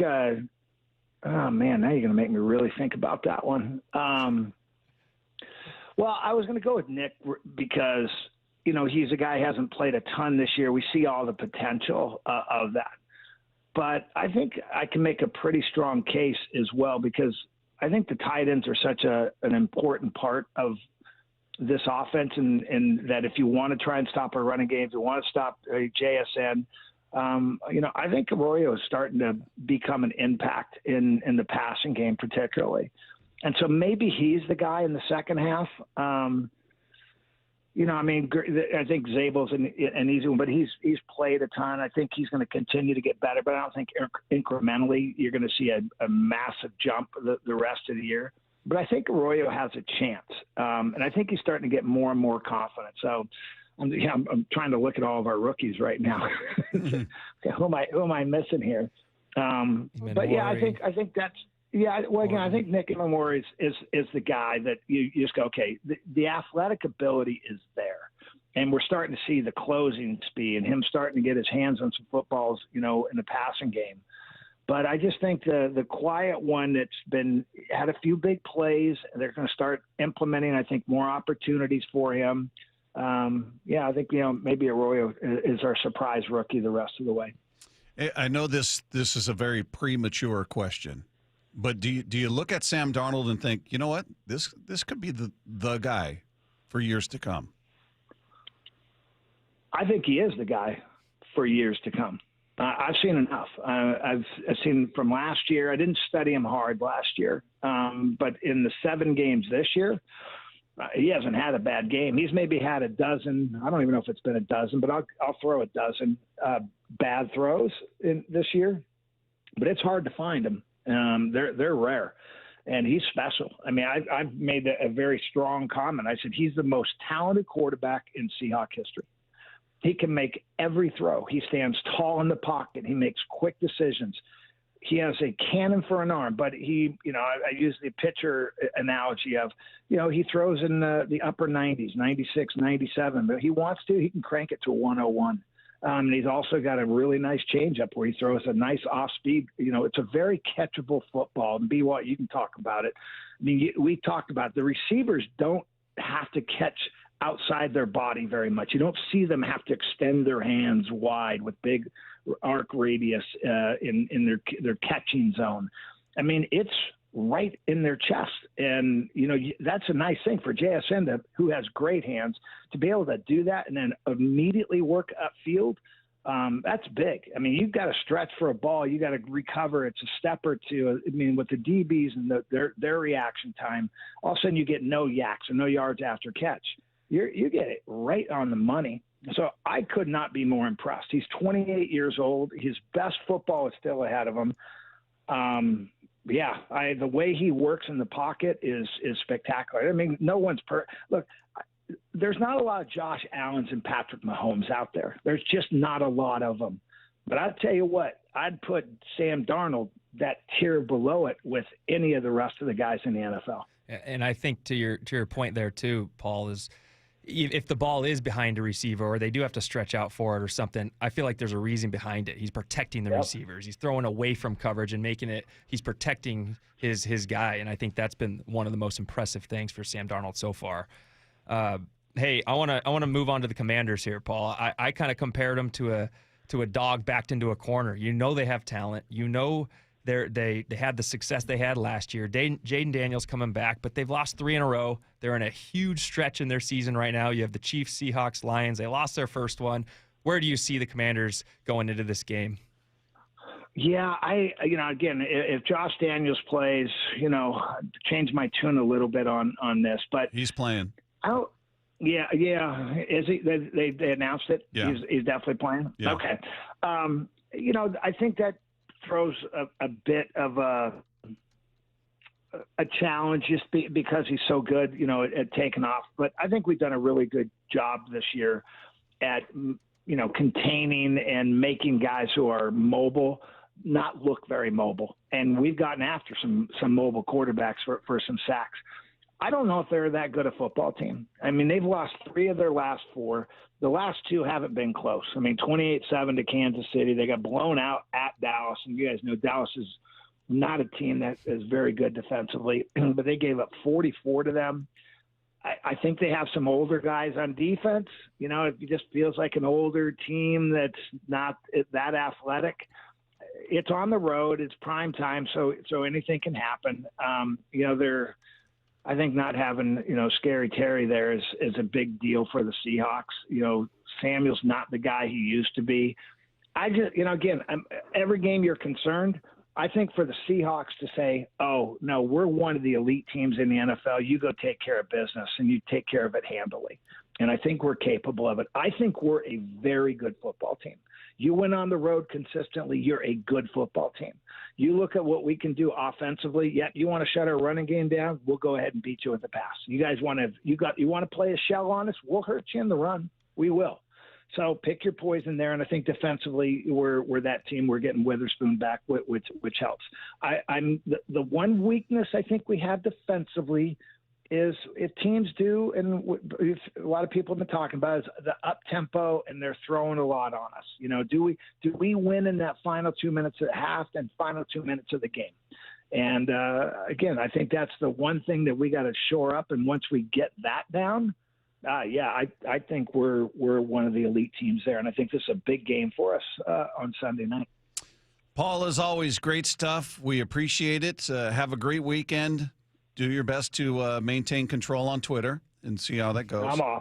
I'm off for a while. My wife told me I cannot go on for another week. No, come on, Paul. I'm only allowed to talk Seahawks for the rest of the year. So she changed the password on you. You can't log in there. Yeah, I now have to get permission every time I tweet something. So it's not fun. I love it. Paul, we appreciate you, man. Have a great weekend. Happy Halloween. By the way, are you dressing up? Are you wearing any costumes? Are you going to be out there handing out candy? What's the Halloween plan? I got 4 grandbabies coming over to our house. We're in Dallas, and we're going to do I got a little golf cart, so I'm going to be driving next to them with the parents. So I'm going to look like a grandfather. That's my dress up. And you're avoiding the atmospheric river up here. Well done. Well played there. I am. And I look forward to Sunday night with you, B. Walt. Hey, I can't wait. Be a fun game. Always a good time. I'm going to be trying to persuade you to start tweeting again. That's my main goal. We'll see. Paul, have a great one. We'll talk to you next week, man. All right, Bob. Appreciate it. Thanks. There you go. There's Paul Moyer with us each and every week. If you guys just tuned in, didn't catch all of that conversation, you'll be able to find it on the podcast page after the show at seattlesports.com. Just click the podcast tab, click on our picture. It'll be right there waiting for you. And you can click subscribe. It's totally free. And then it just shows up for you every day. You never have to even think about it. It's beautiful. Football Fridays are powered by the Snoqualmie Casino and Hotel. Coming up, we're going to look back on what Jon Morosi told us about the future of the Mariners. That's coming your way next. It's Wyman and Bob with Brian Walters in at Seattle Sports on 710. Every morning at 7:45, Brock Ewart tackles 3 football questions as only he can. Well, as you start gearing up for the trade deadline, Brock, salary cap space probably looks awfully important. Where do the Seahawks Sure rank? does. Yeah, they are in the top 10. It looks like the Seahawks are 8th in the league. If they want to make a move, there really should not be a contract that for this season they can't inherit. They got $20 million in cap space. Catch every Blue 88 on the Seattle Sports app. Our friends at Mazda of Everett always offer you their best deals. Mazda of Everett is the West Coast's largest Mazda dealer for a reason. They sell more new Mazdas than any other dealer on the West Coast. So come check out the Mazda More to Move sales event now. Shop over 300 new Mazda CX-5s with 0.9 financing for 60 months available on approved credit. Located on Highway 99 in Everett, or shop MazdaofEverett.com. Based on Mazda USA's retail sales report 2025. For over 50 years, they've redefined rock. The spirit lives on.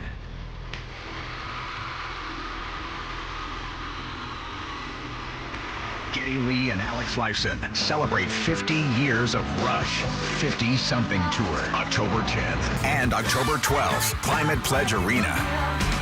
Tickets are on sale now at rush.com. Legends don't stop. They evolve. Rush. 1-877 Cars for Kids. KARS Cars for Kids. 1-877 Cars for Kids.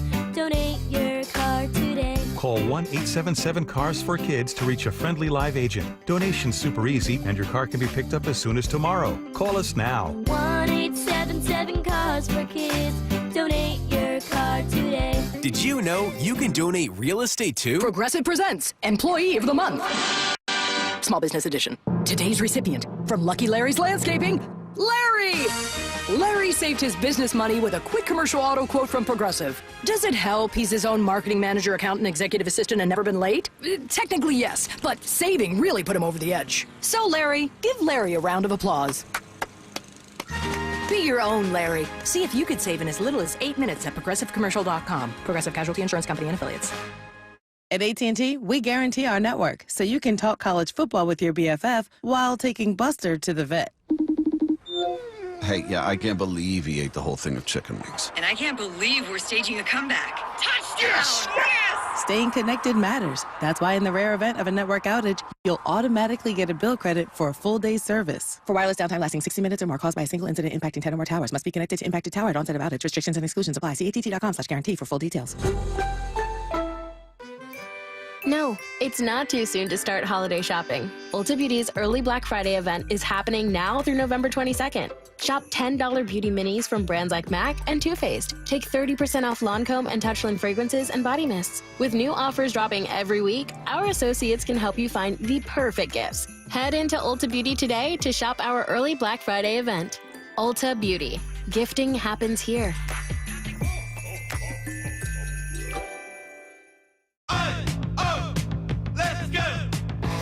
You're still glowing, flirting, grooving. You still got it.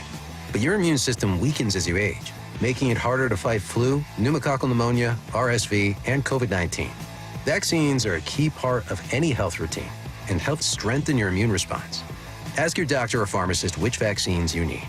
Schedule in minutes at vaxassist.com. Sponsored by Pfizer. Want more Seahawks content? Join me, G. Scott, on The Reset. New episodes of the podcast every Monday and Thursday on YouTube or on the Seattle Sports app. Nobody hooks you up like Popeyes. The Big Box is the reward that keeps on rewarding. Crack it open and you're greeted by 2 pieces of crispy signature chicken. Or if you want, 3 tenders. Nestled in there with the 2 sides speaking to you most in this moment. You got that biscuit, and what are you waiting for? Dig right on in. That's feast mode activated. And you're in big box business for $6. Love that chicken from Popeyes. At participating U.S. restaurants. Price may vary. Tax extra. Hi, I'm Justin Shirley. We offer 0 down, 0 interest, and 0 payments for 24 months on new roofs. Call 866-ROOF-ROOF now. State Roofing and Exteriors. Held to a higher standard since 1968. Luxury has arrived at Snoqualmie Casino and Hotel. Mike Salk here, and it's now open. Hawks Peak, the place to be for game days this football season with over 66 TVs indoor and outdoor. Go to snocasino.com. Seattle's closest is Snoqualmie Casino and Hotel. If you've got a gas-powered engine, keep it running like new at every fill-up. Stable in-season protection is your engine's preventative medicine, cleaning and protecting the entire fuel system in season. In outdoor power equipment, prevent gum and varnish buildup that could cause a rough or non-running engine. For cars and trucks, increase fuel efficiency and power by removing deposits, ensuring your engine's long-term health. Stable outperforms the competition in independent lab testing. So at every fill-up, start with Stable.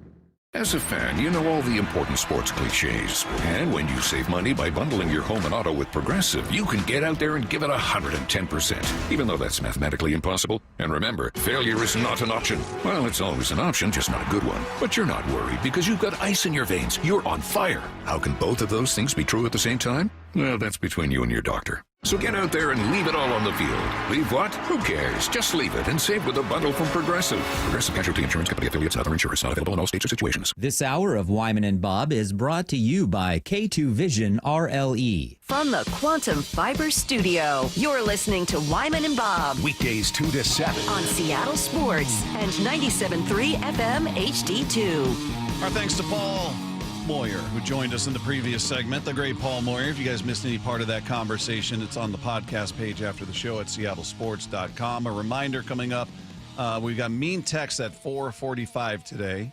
We'll turn you over to the first pitch of the World Series at 5 o'clock, Game 6 from Toronto. Still have people on the text line arguing as to whether you should be pulling for the Blue Jays or the Dodgers, and everybody making their case. Here's why you got to root for the Blue Jays, and here's why you got to root for the Dodgers. And look, root for whoever you'd like. That's okay. You have your reasons. I've got mine. And yeah, so far the pro athletes have been on my side outside of Dave Whyman. So somebody's saying that was a sign of not being a pro athlete, that I would root against the team that beat us. So there you go. How are the mean texts looking, Matt? Are they coming in at all, or are you going to have to craft them all? I might write one or two. We'll see. We'll see. It's his favorite time of the week, isn't it, Matt? I'm telling you, Brady is sitting here as just a huge bullseye, just a massive target for everybody. Right here. Have you taken those glasses off at all today? No, I've had them on 100% of the day. My goodness. Wow. Commitment. You are committed to the bit. You took the hat off, though, oddly enough. It's a little small. It's crushing the melon. Isn't it the hat you wear all the time, or no? No. Oh, okay. All right. Well, there's Brady if you guys want to fire some mean texts his way, or if you want to. I'm okay with spoiling it. Do you want to hear the mean text that someone, not me, wrote about Brady? Sure. Brady is dressing up in the same costume he's used for years. A disappointment to his parents. Yeah. Been a disappointment since 1997. Wow. That's harsh, but kind of funny. Pretty good. I like that. So keep them coming. You can take shots at whoever you like. Brian's here. I don't know what you'd say about him. He's such a good dude, but I'm sure our texters could find a way. They do. They find a way to be mean to whoever. This was fun last week. I enjoyed it. It was kind of my first taste of it. Really? Did they lay into you? Or it hurt at first, and then you enjoy it. You're kind of like, ow, that was uncalled for. But they hit deep. Sometimes, yeah. All we ask for is just a little bit of humor or something. If they're just going to text in, you guys suck. Well, come on, be better than that. Do better. You be critical, but be creative. Yeah, that's all exactly. we ask. I like that. 866-979-3776. We'll do that coming up at 4:45. AJ Barner is going to join us at 4 p.m. today, so stay tuned for that conversation. Meanwhile, we were talking Mariners obviously earlier in the week with Jon Morosi and hitting on a few different things, and he talked about them getting back. Like the conversation sort of turned to, is this the beginning of something? Or was this their one shot and they blew it, and now we're going to be in this long drought again? And I think most people believe that this is the start of something. They got a very young core, so you expect, barring major injuries, that you could be back in this spot fairly soon.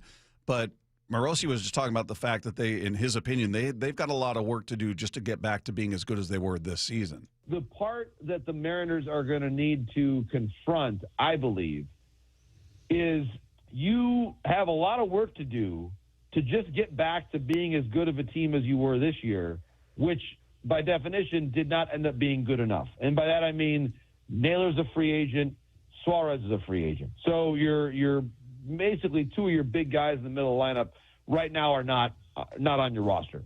And you throw Polanco in there too, who has a player option, which he most certainly will not exercise because he's in line to make a lot more money than, I believe it's $7 or $8 million for that player option. So yeah, you might as well just count him as a free agent as well. So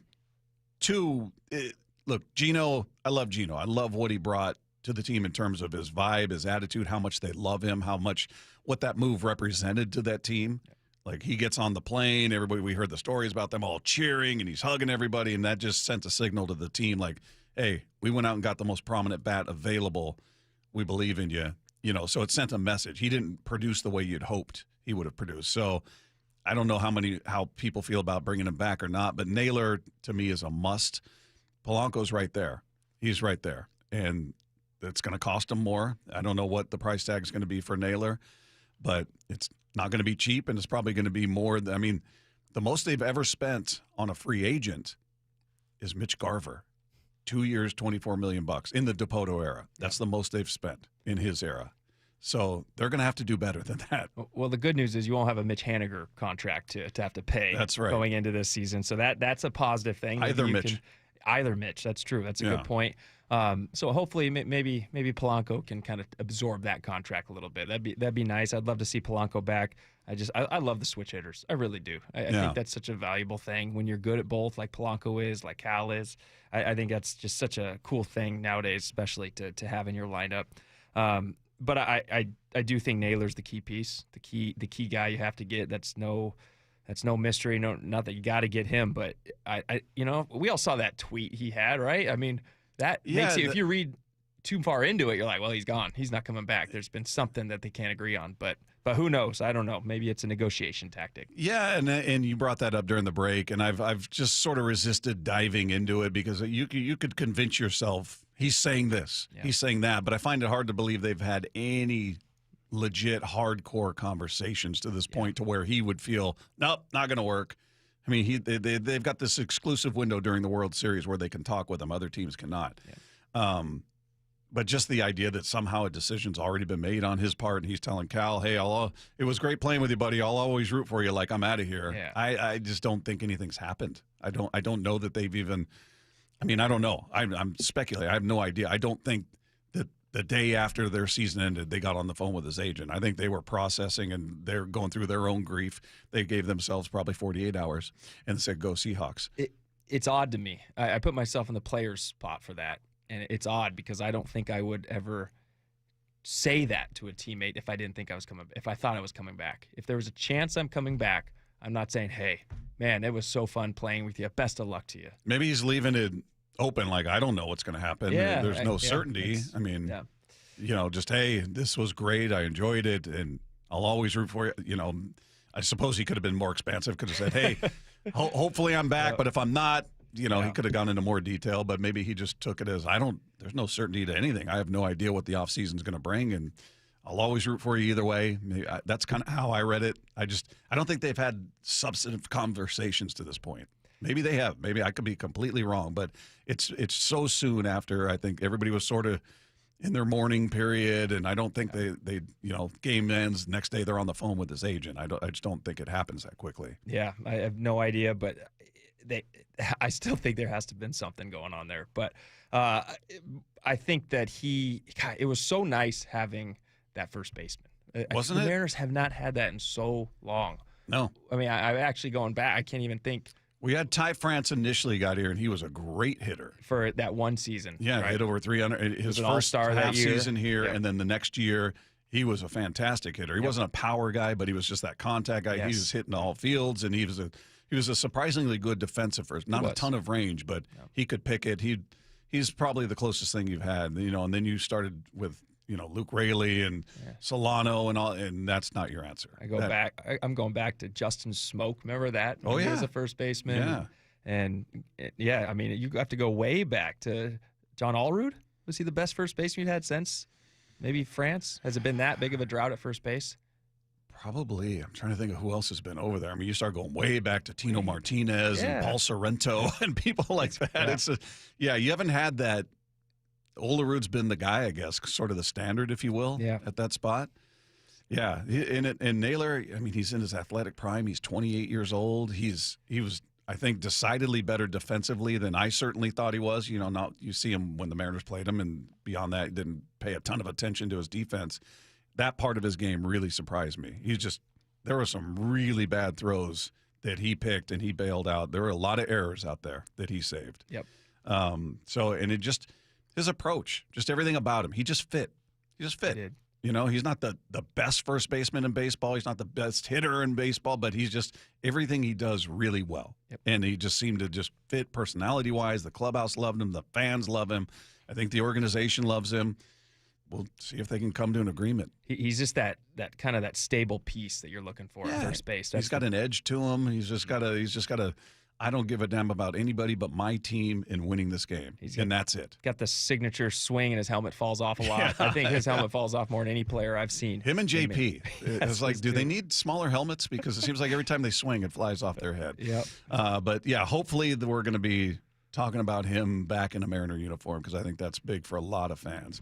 Meanwhile, speaking of fans, we want to send one of you and 3 friends to watch the Seahawks game on November 9th against the Cardinals. All you need to do is open the Seattle Sports app and click the Win tab to find out how. Now, if you don't have the app, just text the word app, APP, to 866-979-3776. We'll send you a link to download it. It's completely free. You can enter every day to increase your chances to win. Contest runs through Monday, November 3rd. Meanwhile, you'll read some bulletin board material for JSN and Mark Schlereth being himself in Whyman. That's coming your way next. It's Wyman and Bob with Brian Walters in Seattle Sports on 710. Brock and Salk. The big story that came out the other day about the NBA players and what's going on with Terry Rozier. Did you hear the second story that came out? Heat's Terry Rozier faced $8 million tax lien from IRS in 2023. I don't know why Terry Rozier did this, allegedly, but I can look at a guy who had an $8 million tax lien despite a $160 million salary and say he probably was betting away a lot of his money. Brock and Salk, morning 6 to 10 on Seattle Sports. Lowe's knows pros want more. Join My Lowe's Pro Rewards for free to get $20 off your first qualifying purchase of $100 or more just for signing up. Plus, enjoy free standard shipping and more ways to save on your next job. Lowe's, we help, you save. Offer valid for new members only. Not valid with any other discount. Free standard shipping not available in Alaska and Hawaii. Exclusions and more terms apply. Loyalty program subject to terms and conditions. Visit Lowe's.com/pro-loyalty for details. Subject to change. When it comes to the security of your business, doubts can creep in about who you're trusting to protect it. At Bail Arm, we got you. For nearly 80 years, we've been putting our customers' minds at ease with our advanced technology and personalized support. Feeling insecure about your current security service? Visit bailarm.com today. Lake Washington Windows was voted best in the Northwest. Celebrate by saving 25% off new Leak Armor installed windows through October. Plus, enjoy 0 down, 0 payments, 0 interest until 2026. Visit LakeWashingtonWindows.com, a name you can trust. Endless hours of research, seeking referrals, dozens of calls. Hiring the right attorney can be a challenging process during an already difficult time. J.P. Pendergast with Pendergast Law explains. In Washington State, Tom, there are thousands of attorneys to choose from. Referrals and online research can be helpful, but discovering the right attorney requires a conversation. It can be hard to identify integrity and authenticity without that interaction. So, what do you recommend? We encourage anyone looking for personal injury representation to call for a free consultation with our team before making a decision simply based on referrals or online research. Accident victims need an attorney that listens, demonstrates honesty, and is genuinely understanding of their unique circumstances. The care, attention, and preparation that our firm provides throughout the case mirrors the effort involved when taking on the insurance companies. Save time and avoid mistakes after an injury. Contact the caring and compassionate team at Pendergast Law. If you or a loved one has been injured in a car accident, call Pendergast Law. We can help. We've got a style of play no one wants to go up against. Big hits that turn the tides in our favor. Noise that shakes opponents to their core. That was 112 decibels in that last tackle. Disruption is in our DNA. It's intercepted! Seahawks ball! Interception made by Love! Celebrating 50 seasons of Seahawks football. Break back, throws it! Touchdown! Touchdown Seahawks! Visit Seahawks.com/tickets today. Ooh, that face. Quantum Fiber Internet loves that face. That's Jamila. Hey, Jamila. She's thinking outside the box from inside the box. Quantum Fiber Wi-Fi keeps her meeting game strong. From the back door to the front lawn. Rushing all of her video calls. Back to back to back video calls. Quantum Fiber Internet blowing the soxies up all those people in all those boxes. Yay to you. Switch today at quantumfiber.com. Additional pods may be needed to achieve Wi-Fi coverage in some locations. Limited availability. Service in select locations only. It's big, it's green, and it's crawling this way. It's $105,000 in cash, and it's here for you. Survive the piggy apocalypse every Friday night in October with hourly drawings from 6 till 10 p.m. with a chance to unearth up to 10 grand. And don't mind the zombies. They won't bite much. Fuel prices got you scared? Save up to 25 cents per gallon at Lummi Bay Market next to Silver Reef by using your Reef Rewards card. Silver Reef Casino Resort, located off I-5 exit 260. The home of the Seahawks, Seattle Sports. Touchdown! Seahawks! Ken Walker III! Get everything Seahawks at seattlesports.com. Running a business means wearing multiple hats. So if you're like me, you probably started out using your personal phone, taking client calls and texts nonstop. As my business grew, I needed something smarter. That's when I switched to Quo, the #1 business phone system. Quo works right on your phone or computer. No carrying 2 phones, no clunky landline, just one easy app you can try for free. Your team can share one number and handle calls and texts together like a shared inbox. Any teammate can jump into the conversation so customers get faster responses. And Quo's AI agent can be set up in minutes to answer calls and questions 24/7, so you never miss a customer, lead, or opportunity. All this starts at just $15 a month. That's basically 2 coffees. Find out why 90,000 businesses trust Quo. No missed calls, no missed customers. Try Quo for free at quo.com/sports. That's quo.com/sports to try Quo free. QUO.com/SPORTS. Every time I turn around, my friends at Pure Talk give me one more reason to feel good about switching. This month, for instance, they're supporting Canines for Warriors, a terrific organization that trains rescue dogs and then pairs them up with combat veterans struggling with PTSD. The result? They're saving lives on both ends of the leash. This is why I switched to Pure Talk. I like being in business with an American wireless company who shares my values. Yeah, I appreciate unlimited talk, text, and plenty of 5G data for just $25 a month, and I bet you will too. But I think you'll really appreciate doing business with a company who gives back to the men and women who volunteered to defend our country.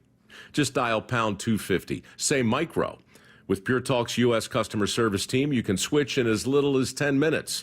Again, dial pound 250, say micro, to switch to an American wireless company who actually stands for something.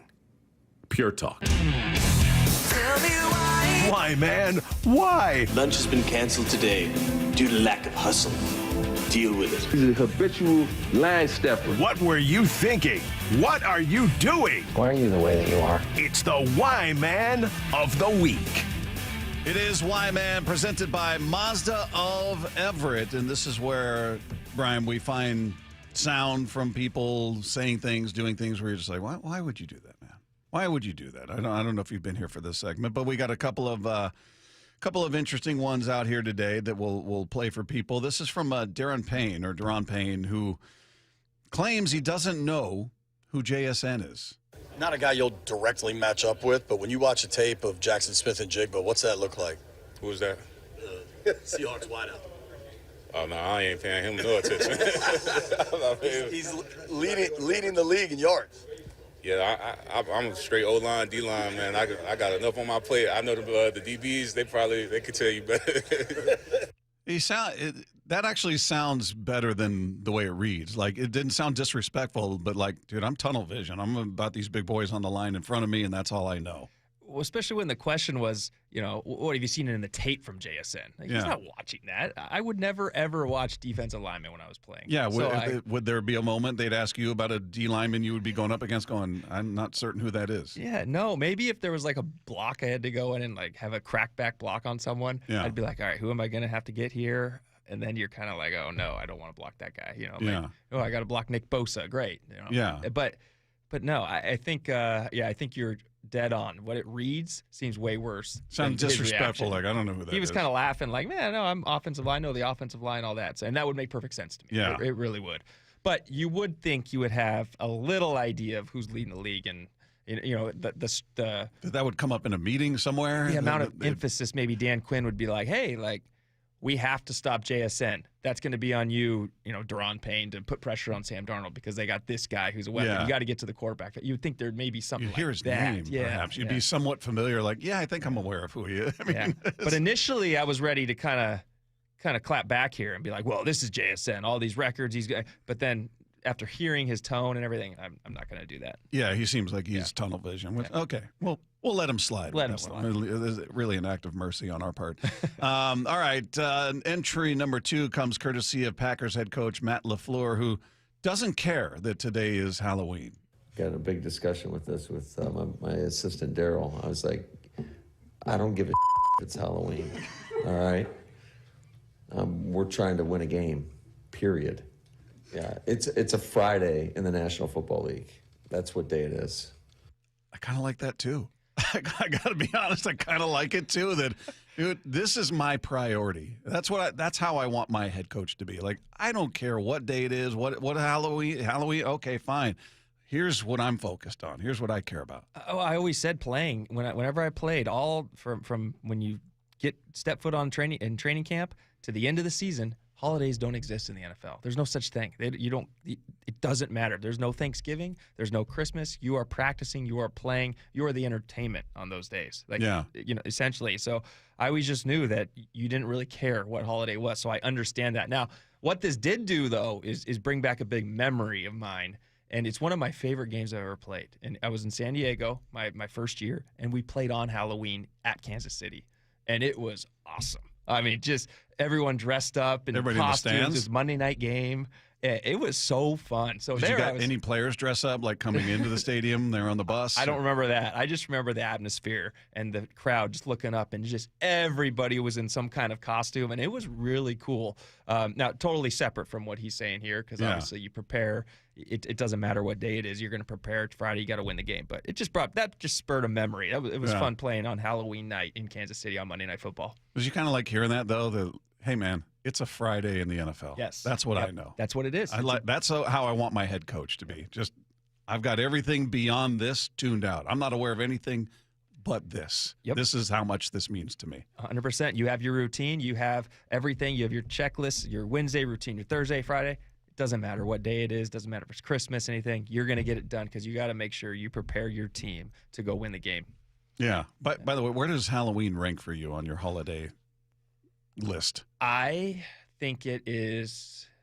Well, there's not that many holidays. I was gonna say not many people here, by the way. It's a Friday, so apparently everybody's off. But I don't see anybody else. I don't see anybody else in costumes. You are literally the only person I've seen. I haven't gone upstairs, but I'm guessing it's empty. And if it's not empty, the people that are there are not dressed up. Well, I take pride in it. I take my job seriously, down to this level. That's great. That is so great. All right.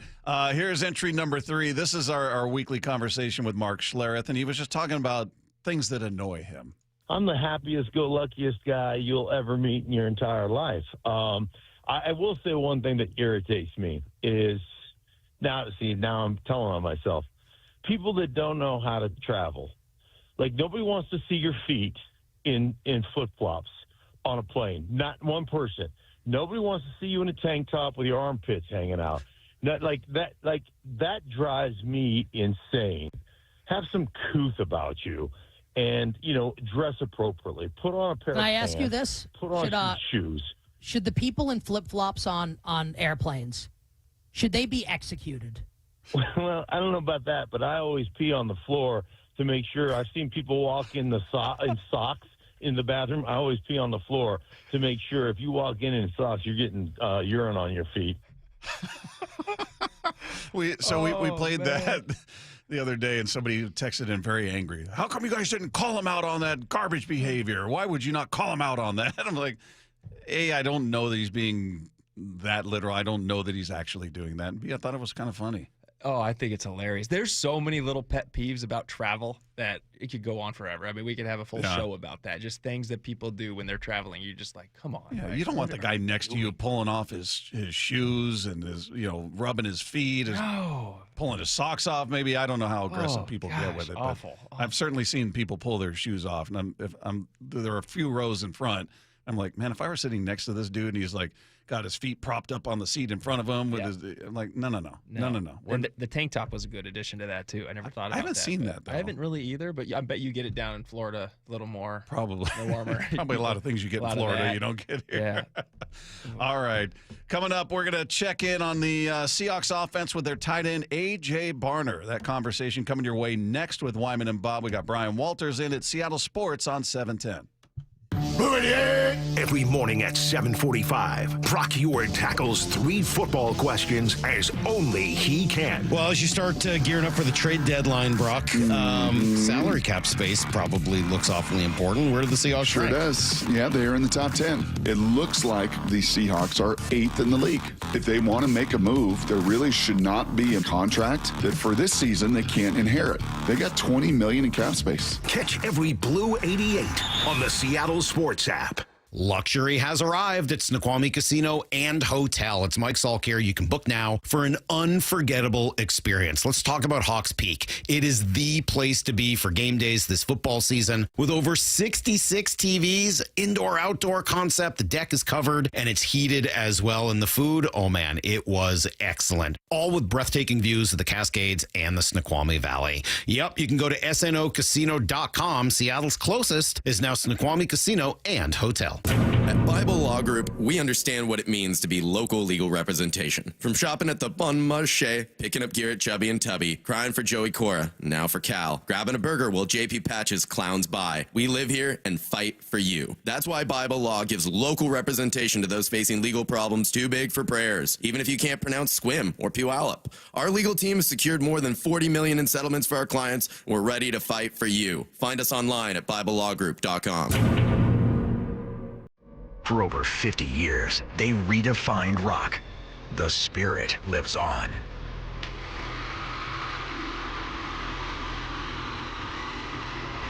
Geddy Lee and Alex Lifeson celebrate 50 years of Rush 50-something tour, October 10th and October 12th, Climate Pledge Arena.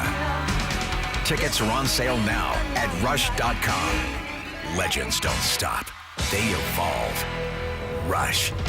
Hey, I'm Mike Slater. My dad passed away at the age of 63. It's out of nowhere. Had a stroke. Super hard, obviously, for the whole family, but my dad had life insurance. This is why I have life insurance for my family, for my wife and 4 kids. And the best place to get life insurance is ethos.com because you can do it in 10 minutes. And there's no medical exam and no blood test, just a few health questions. Get life insurance in 10 minutes so your family is protected. Ethos, E-T-H-O-S, ethos.com/play. Hey, it's Desmond Howard. You want to win the weekend? It all starts with the tailgate. And for me, that means Kingsford Charcoal. They've been bringing the flavor, the smoke, and the heat since 1920. No wonder they're still the gold standard of grilling. So fire it up, feed your crew, and let the smoke do the talking. Kingsford, the king of the tailgate. Get it today at the Home Depot. How doers get more done. This is a special alert to all Americans who own a vehicle with less than 200,000 miles with an auto warranty about to expire or with no warranty coverage at all. Due to a decline in the economy, CarShield is announcing a low-cost month-to-month vehicle protection plan that is now available to the public to save any driver out-of-pocket expenses on future auto repairs. Call now to find out how you can pay almost nothing for covered auto repairs. Yes, you heard that correctly. Pay almost nothing for covered auto repairs. An open phone line has been established for all drivers to call for a free quick quote. Call 800-292-4541 now. Drivers who are covered will not have to pay for covered repairs again. This protection plan is at an all-time low. Additionally, drivers who activate this vehicle protection today will also receive free roadside assistance, free towing, and car rental options at no additional cost. Call us for your free quick quote today. 800-292-4541. That's 800-292-4541. What do you have to lose? Call 800-292-4541. Again, 800-292-4541. Tired of hearing scary radio ads about the IRS? Tax Relief Advocates is different. TRA is here to tell you that if you owe money to the IRS, whether it's $5,000 or $500,000, we have a solution. TRA can eliminate or reduce what you owe to the IRS with zero risk to you. We have over 1,000 5-star reviews on Google and an A+ with a BBB. End your tax nightmare today by visiting TRA.com or call 800-583-6681. That's 800-583-6681. Makita knows that pros never settle, and neither do we. With Makita, you get tools that perform at the highest level on every job without compromise. Makita is for the most detailed pros, expertly engineered to deliver precision, job after job. When your work calls for the best, call on Makita. Makita, built to be the best. Available at the Home Depot. Guys, want long-term health you can count on? It starts with knowing your numbers. Right now, Revive Men's Health Washington is offering a comprehensive wellness panel, a $400 value for just $99. It checks your testosterone, blood sugar, cholesterol, kidney, liver, thyroid, and heart health. Take control of your health today and stay strong for the long haul. Offer ends November 30th. Call 206-529-1111. That's 206-529-1111. Or visit ReviveMen'sHealth.com today. Must medically qualify. Terms apply. Contact us for full offer details. Let's go! This is Seattle Sports. Streaming through the Seattle Sports app. KIRO AM Seattle. KIRO FM HD2 Tacoma. Home of the Seahawks, Mariners, and everything Seattle sports. Seattle Sports Snapshot. Game 6 of the World Series coming your way in about an hour from now. You'll catch it all right here, Seattle Sports on 710. Some lineup changes happening for both teams. First of all, the Blue Jays will be getting George Springer back into that leadoff spot after injuring his side with a swing in Game 3. He is back in the lineup, and the Dodgers are moving Mookie Betts, who's been struggling. He'll be batting cleanup in this game. He has not batted that low in the lineup since 2017 when he was with the Boston Red Sox. Meanwhile, in the world of the NFL, Jags wide receiver / cornerback Travis Hunter will be placed on injured reserve after suffering a non-contact right knee injury during Thursday's practice. Team still trying to determine the extent of the injury. They said the testing revealed the ACL is intact, but he'll go through additional testing to determine the extent of the injury and to find out exactly how long he will be sidelined. Snapshot, brought to you by Miller Lite. When it's game time, it's Miller time. This hour is serviced by the Lee Johnson Auto family. From the Quantum Fiber Studio, this is Wyman and Bob. On Seattle Sports. Streaming live on the Seattle Sports app and at seattlesports.com. Now, here are your hosts, Dave Wyman and Bob Stelton. Seahawks getting set to take on the Washington Commanders after a much-needed week off. We get a chance to speak to a member of that Seahawks offense who's off to a great start this year. He is our Seahawks Player Spotlight, which is presented by 3 Tree Roofing. A.J. Barner is joining us on the program. A.J., how are you, man? Doing well. Good to be on here. It's good to talk to you again. And before we get into Washington and what they present as in the way of a challenge, just 7 games into the season, is this... You know, my co-host and I were talking about, well, you know, what areas do they need to improve? And I feel like we're nitpicking because this is a 5-2 team that's in first place right now. So I'm just curious from your perspective, how are you viewing the first 7 games? Did they go as you thought? Do you feel like, man, we've got a lot left we've got to get better at? Or how do you view that so far?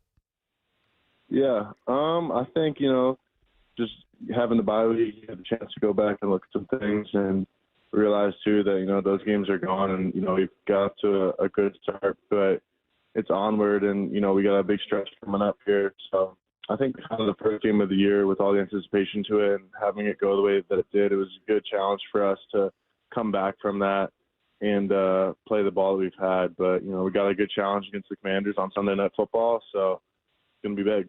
What did you do in the off week? Did you go back home? Did you heal wounds? I don't know how you're feeling physically. You watch tape. You get away from football. How do you handle the bye week?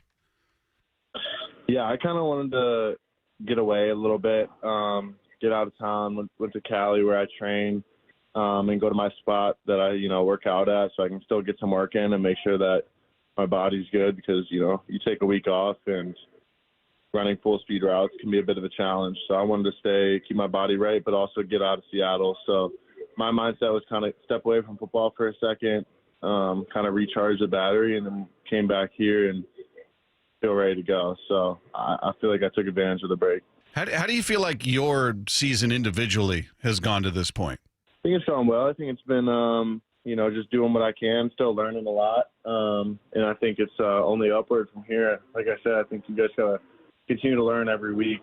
And also, too, just keep the main goals in mind. Like, it's a team game. If we win every week, then we're doing our job.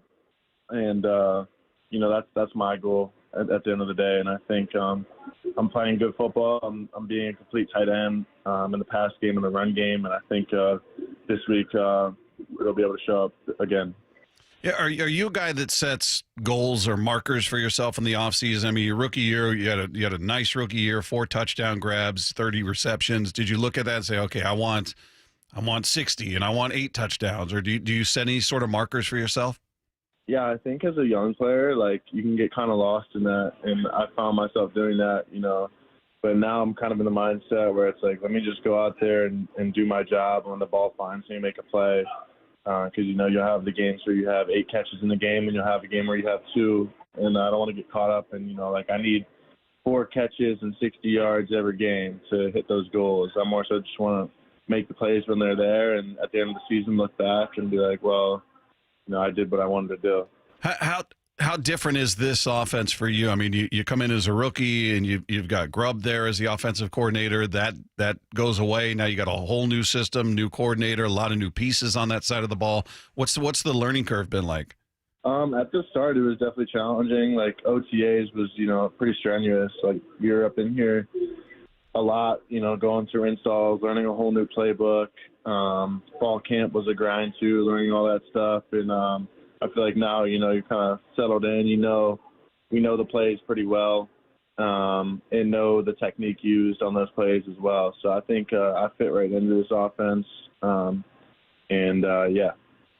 How about just adapting to Sam Darnold? I mean, you played with Geno Smith last year.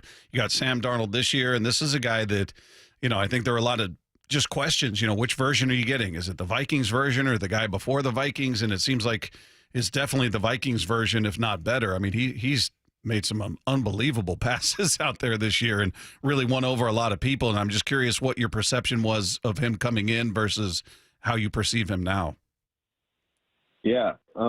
Honestly, I believed in him coming in and believed in the organization, Coach Mike's vision, John, and I was just, again, going to do my job as the tight end of the offense. And now that he's here, I mean, the proof's out there in the field. He's balling out, doing his job. And, honestly, our offense, too, like, in the team, it's a real team effort. Like, everything works together, the O-line, the tight end, the receivers, the quarterback. And when we're all on the same page, we'll reap the benefits of that. So I think we need to continue to do that, continue to lock in on, the different schemes that we have in each week. And then also, too, depending on what the defense gives us, knowing where Sam's going to be looking for you and at which time throughout the play. Hey, I'm just curious. You were talking about becoming more of a complete tight end. Was that a focus in the offseason? Because it feels like when you came out of college, people talked about, maybe the blocking is your strength and the pass catching isn't quite where the blocking is. And, it's different for every player, right? There's one area they look at and they go, but they really excel here, but they got to work on this. I'm curious if you took any of that to heart and that was like, okay, I'm going to work on this in the offseason and really making myself that well-rounded, complete tight end out there. Yeah, definitely worked on those things quite a bit. I feel like, I've always had really good hands. The blocking was something that I kind of took up when I went to Michigan. Like, when I was at Indiana, I think people would tell you that I was a pass catcher. And then I went to Michigan, and I was a great blocker. So when I came to NFL, I was like, all right, like, let me just go do both. And that's kind of been the goal, and just do it more consistently, because obviously in the NFL you're playing against dudes every week. So I think the consistency of it is the biggest piece. And I think if you look across the board in the NFL, I'm definitely one of the best at doing both. It feels like the blocking part of that for a tight end is sort of you're kind of the unsung hero. It doesn't show up in the stats, doesn't show up in the box score, and I'm certain it probably gets a lot of celebration when you guys go back and watch the film. But is it sort of hard to be a guy who's, your primary job often is being a blocker and being that guy out there that's helping the other guy with the ball, to find glory, if you will. Is that kind of a hard pill to swallow at times? I mean, obviously you want the ball in your hands and you want to make plays with it, but quite honestly, that's going to get me open too. Being able to do the blocking and the routes that you have off of it always pays off, and I know it will continue to do that. And like I said, if we're winning games, then we're all happy and we're all going to get taken care of. And in order to win games, people are going to have 2 touchdown games, a bunch of yards, and depending on who it is each week, it could be the tight ends, it could be the receivers. So let's just win at the end of the day, and I think that's the most fun part. That's a remarkably mature approach to it, I got to say, AJ, because there's a lot of, we see it every year, and it's usually wide receivers. Wide receivers are usually the ones that, even when they win, if they didn't get a lot of touches, a lot of targets, there could be a problem. And just having that, look, if we win, then everything's good attitude. Is that a hard thing to develop, or is that kind of always how you've been? I think it takes some time to develop. And just the culture that we have here too. Like, listen, I want the ball just as much as anyone else on the team. But again, like, when we're winning games, everyone's going to have success. So that's kind of my mindset with that. And I think the biggest thing too that you can just take away from it is, like, if I have to pass pro on this play, like, let me just go out there and lock this D end up. Or, like, if I have to run block on this play, like, why would I not go out there and block my tail off? Or, like, if I'm going to run a route, again, like, why would I change my mindset or do my job better, you know, when I know I'm going to get the ball? Like, if I do that on every play, I'm doing my job, and it's going to be recognized. Yeah, love that. Love that attitude. Hey, by the way, did we ever come up with an official name for the version of you with the tush push or brotherly shove? What's the official name of that, or is there one? The Barnyard. The Barnyard. That's official. Yes, sir. for a yard. Down on it. I love getting the yard. No doubt. Now, before you were the center of that play, the guy with the ball in his hands, are you a fan of that? Because it seems like that play across the league, people are split. Like, oh, that's not football. You got to get rid of that. Others are like, no, figure out. I'm of the belief, figure out how to stop it. You don't want to ban it just because you don't know how to stop it. So I'm curious where you were prior to your involvement with that play. Honestly, I get both sides of it. Like, I don't have to defend it. Fortunately, I'm the one that gets to carry the ball on that play. So let's keep it around for a while, and I'm definitely on that side of the fence now. But I do understand a little bit of the defensive struggles there, but oh well, deal with it. That's right. Figure out how to stop it. It's something new. You come up with a way to stop it, then that forces it's a chess game, right? They got to make their move. My mind says you're not going to stop it though, so try and find a way, but there's no chance we're not getting the yard. I love it. Hey, quickly before we let you get out of here, you got after the week off, you got Washington on the road, and this is a team that they've been without Jaden Daniels. He's expected to be back. When you watch him on film, I know the record says one thing, but when you watch him on film, I'm sure you feel like this is a completely different team. What's the one thing you look at with their defense and you say, all right, we can't allow them to do this? Yeah, I think their linebackers come downhill and play hard. And they got a lot of guys that play a lot of football, so they're vets in the league. They've seen it all, and honestly, too, like, it's the NFL, so these games are going to be close. There's going to be one or two plays that swing the game, and when you have guys that have been in the league for a long time, like Bobby Wagner, Marshawn Lattimore, those guys know that too. So I think just staying in the game the whole time, and if we get ahead in the game, staying on it and just being consistent the whole game. Hey, last one for you, AJ. I'm just curious from your perspective, why is this team so good on the road? Last year, this team was 7-1 on the road. You guys are 3-0 on the road so far this year. Home is a little different story. Why do you think that is? Is it a different focus on the road, or how do you explain that? I just think we're a damn good team, and it doesn't matter if we're away or home, and we're going to keep winning either way. I like it. AJ Barner has been our guest here. It's always good to talk to you, man. Always a fun conversation. We wish you nothing but the best, and hopefully we're talking about another win and get a chance to talk to you down the road. Thanks so much for the time, as always. All right. Bye-bye. There you go. There's AJ Barner. Seahawks Player Spotlight is presented by 3 Tree Roofing. If you guys didn't catch all of that conversation, you missed it for whatever reason, it'll be available on the podcast page after the show at seattlesports.com. Just click the podcast tab, click on our picture. It'll be right there waiting for you. And don't forget, you can click subscribe. It's totally free. You don't have to pay anything. It shows up for you every day. It's a beautiful process. I like AJ, but he's got an edge to him. He's got just a matter-of-factness about him, and he doesn't speak in cliches, and he's just like, we're a damn good team. That's who we are. And he plays with an edge. I like he's got you see him in the end zone, you see him on certain plays, he's kind of animated. I like what he brings. Yeah, I mean, he's tied for the team lead with touchdowns, and just, he's not going to get 5, 6, 7 targets a game, but he's going to catch the targets that Sam Darnold gives him. I mean, I think he's the most efficient pass catcher right now on the Seahawks. And I feel like he's just always in the end zone. That's what I feel like. He always is making that big catch, that big touchdown. And he's it started got a celebration. He's been very refreshing to see kind of a rise this year, especially after they released Noah Fant at the beginning of the year. You're kind of going, all right, this tight end group is a little bit unknown, a little bit thin. But AJ Barner, I mean, I think they knew exactly what they were doing. AJ Barner stepped up and really just kind of led the way and made you feel a lot better about releasing a veteran like that. Isn't it strange this organization, since its inception, has never had that legendary tight end? It's just not – statistically, the all-time leader at that position is Jimmy Graham. It's crazy. And people look at him as, well, that was a bust. What a terrible experiment that was. He is your statistical leader at tight end for the Seahawks in the history of this organization. That tells you you've had good tight ends. Will Dissly was good for a bit. Zach Miller was a solid tight end, but he got kind of pushed into being a de facto O-lineman when he came here because the O-line was so bad. And, but they've just never had the guy. Which is you wouldn't expect that. Who was the tight end during the Hasselbeck area? Was that Jeremy Stevens? He was there. Who else was there during that time? I mean, you would think a tight end would be someone that a guy like Hasselbeck would just be feeding like crazy. Yeah. But no. They had Christian Fourier for a while. Yeah. They John Carlson.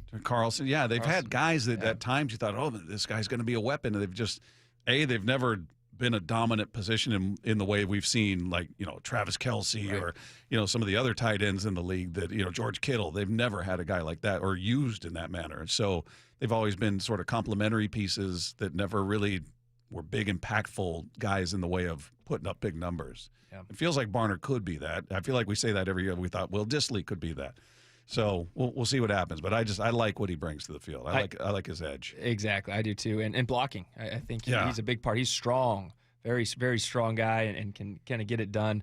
But I go back to the pass catching. I mean, 18 catches and 22 targets this year. Yeah. It's about as efficient as you can get. 4 touchdowns. 4 touchdowns. Like pretty cool. That matches last year. He had 4 all year, so he's got 10 more games to beat that.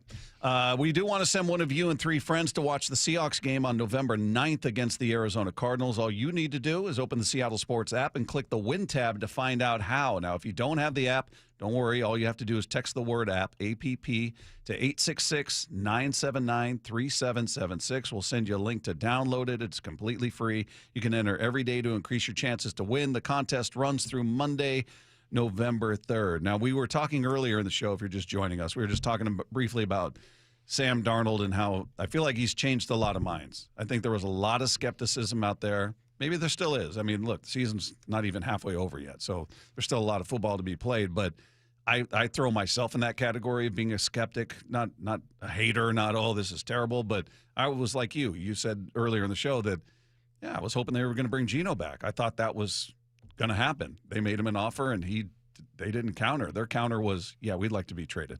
So, considering that, I don't know that they anticipated that. They pivoted to the best available quarterback, who was Sam Darnold.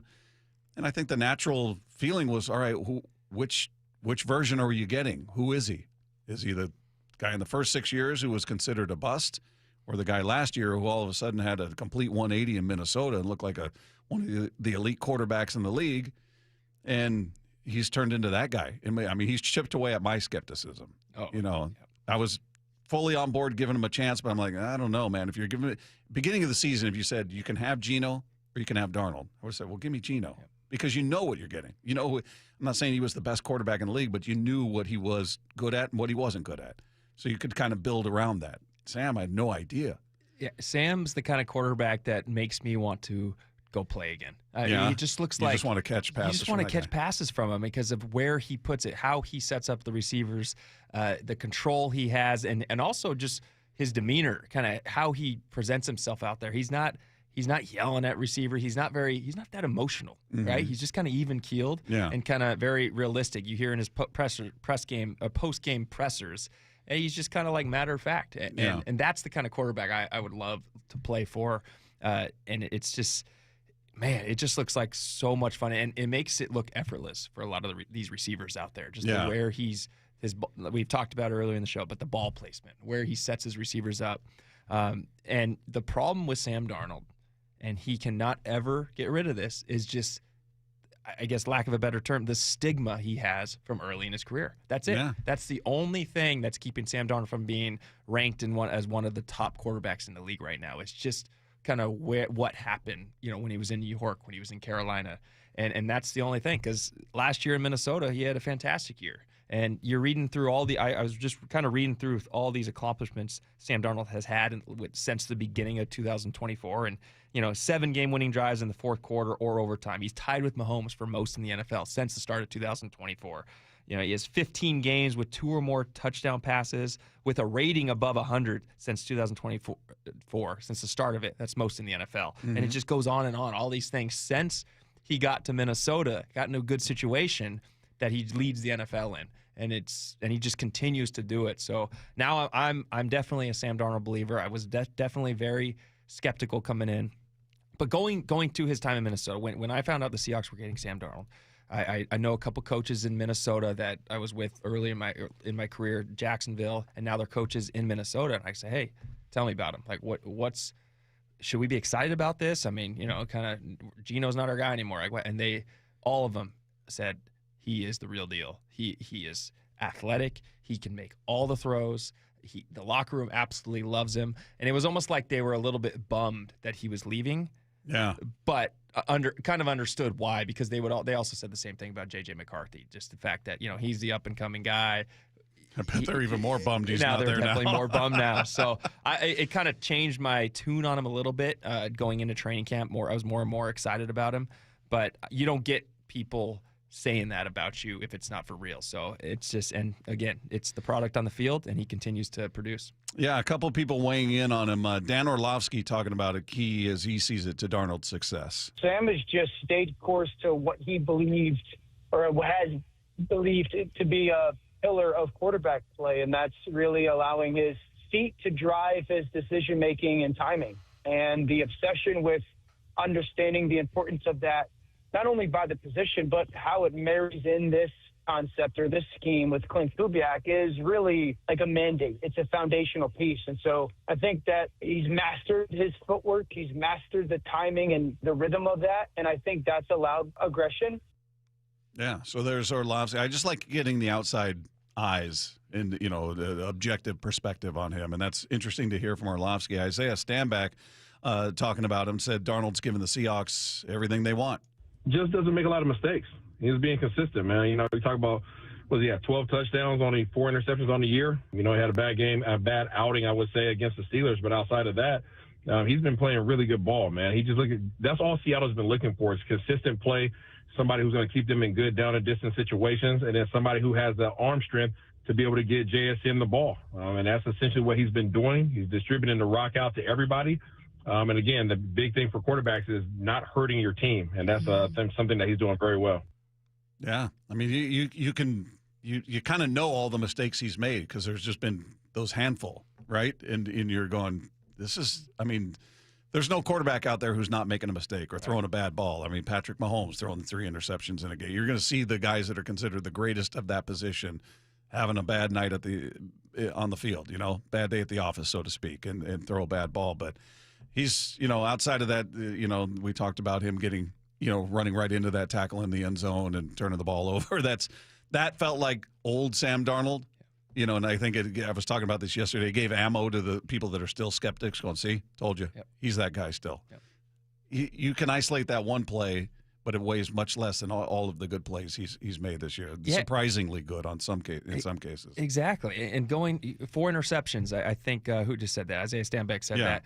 And that's a very low number. It's one of the bottom third of the league, which is amazing. But you can remember those 4 interceptions. 2 of them were probably bad throws. The one against the Texans over the middle, bad throw. The one to Cooper Kupp when Cooper Kupp ran a little 7 route or flag route. Underthrew it or didn't quite get to the sideline. Bad throw. The other 2 were tip passes. Mm-hmm. He rolled out. Guy was in his face right away. Couldn't get it over the top. Tip ball. The other one was the interception in the Bucs game where it hit off the guy's helmet. Probably a tough play, one you want to probably tuck and not risk it that way. But again, if it's a tip ball, you don't know it's going to be tipped. I guess he was trying to throw it away, which was the smart play in that spot. So again, you take those tip balls out of there. That's 2 interceptions. He has the 2 fumbles. I wouldn't put the 49er fumble on him. So he is doing a fantastic job taking care of this football and leading this team the way that no one really expected him to do so. Yeah, you're right. Well, one more here quickly before the break. This is from Daniel Jeremiah saying, in his opinion, Darnold is an upgrade. Number 1 would be Salk was way wrong on that one practice observation of Sam Darnold during training camp, and he is more than fine and an upgrade over what they had previously at the quarterback position. They're set. They're in a good spot there. The next one would be, I think you're seeing this defense kind of really, really emerge. And to me, it's it's just the sum of guys that they have, the depth of guys that they have that they can roll out there. Those would be kind of my 2 takeaways. Quarterbacks playing really well. Obviously, JSN is a headliner, but I think To me, the more important thing is that Sam is established himself in a consistent way. And then to me, it's just that front. So many guys that can roll through there. Yeah, saying he's an upgrade over Geno, who's going through a rough patch with the Raiders are a bad team, man. Can you believe they had less than 100 total yards in that game against Kansas City? They had 3 first downs the whole game. I've never seen that before. It is just amazing to see that. He's got 7 touchdowns and 10 picks on the year. Yeah, there's been a couple eye-popping stats this year on offensive performance. Jets had one too with Justin Fields when they had like minus 10 yards passing, given the sacks or whatever it was. It's unbelievable, wild. So. Hey, Football Fridays are powered by the Snoqualmie Casino and Hotel. Coming up, you're going to hear Buck Martinez's nonchalant reaction to a foul ball hitting a fan. That's coming up when we sweep the dial with Wyman and Bob. We got Brian Walters in. It's Seattle Sports on 710. 4 down territory. Michael Bumpus answers the top 4 football questions of the day. What do the Hawks have to continue to do? Every day at 11:15 and 1:15. Be good when it comes to corralling quarterbacks in the run game. This is the most mobile quarterback they're going to play this week in Jaden Daniels. The Hawks are only averaging 17.8 yards per game rushing from the QB spot. This ain't the week to slip up when it comes to corralling the quarterback. Catch every 4 down territory on the Seattle Sports app. Comcast Business can help turn your small business into a connected, secure, modern business. It's how restaurants become reliably up and running neighborhood favorites. How healthcare offices become the data protecting caregivers that we all depend on. And how wealth management firms become cyber securing guardians of your information. With reliable connectivity, enhanced cybersecurity, and Wi-Fi backup, your business can stay connected and get threat ready with Comcast Business. Powering possibilities. Now through November 16th, new Comcast Business customers can get started with 150 megabit internet plus security for $59.99 a month for 12 months with a 2-year agreement. Plus, ask how to get a $500 prepaid card on a qualifying gig package. Call today. Restrictions apply. Requires enrollment in paperless billing and auto pay with bank account. Early termination fee applies. Equipment, taxes, and fees extra.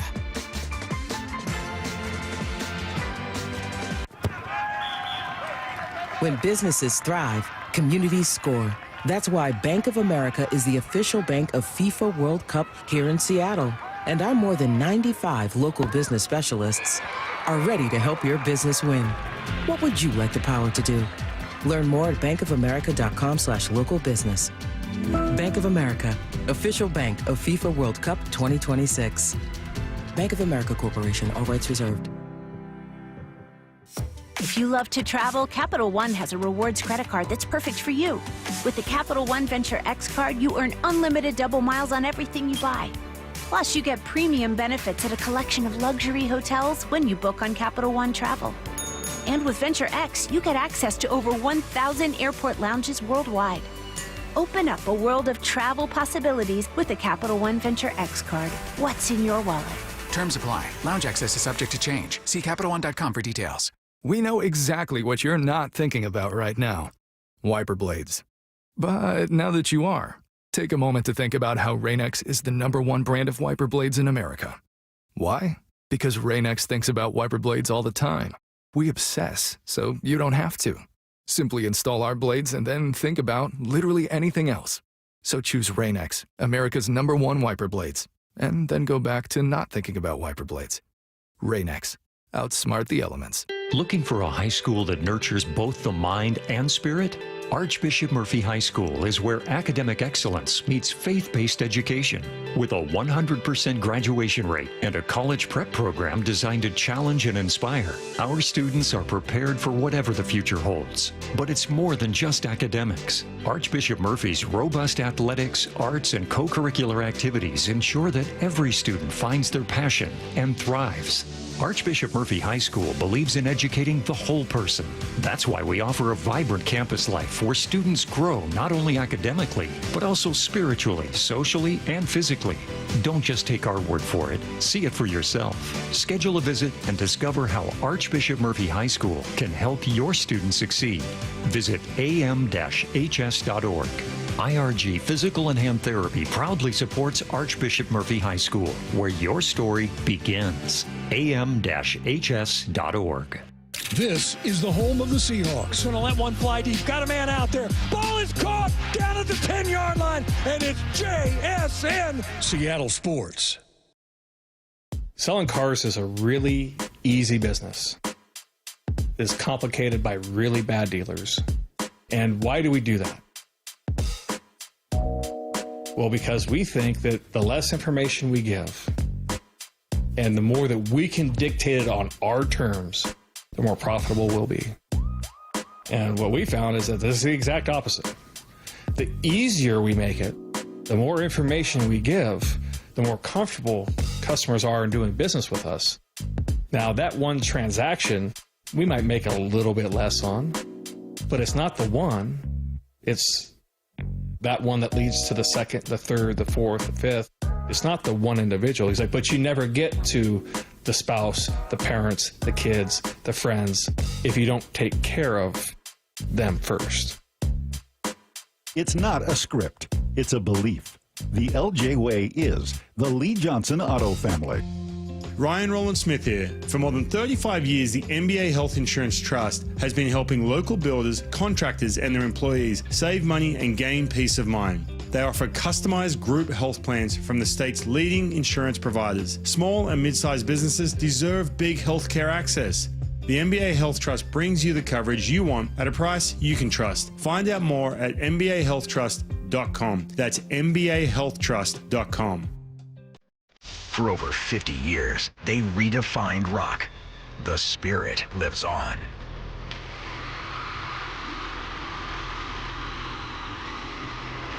Geddy Lee and Alex Lifeson celebrate 50 years of Rush 50-something tour, October 10th and October 12th, Climate Pledge Arena.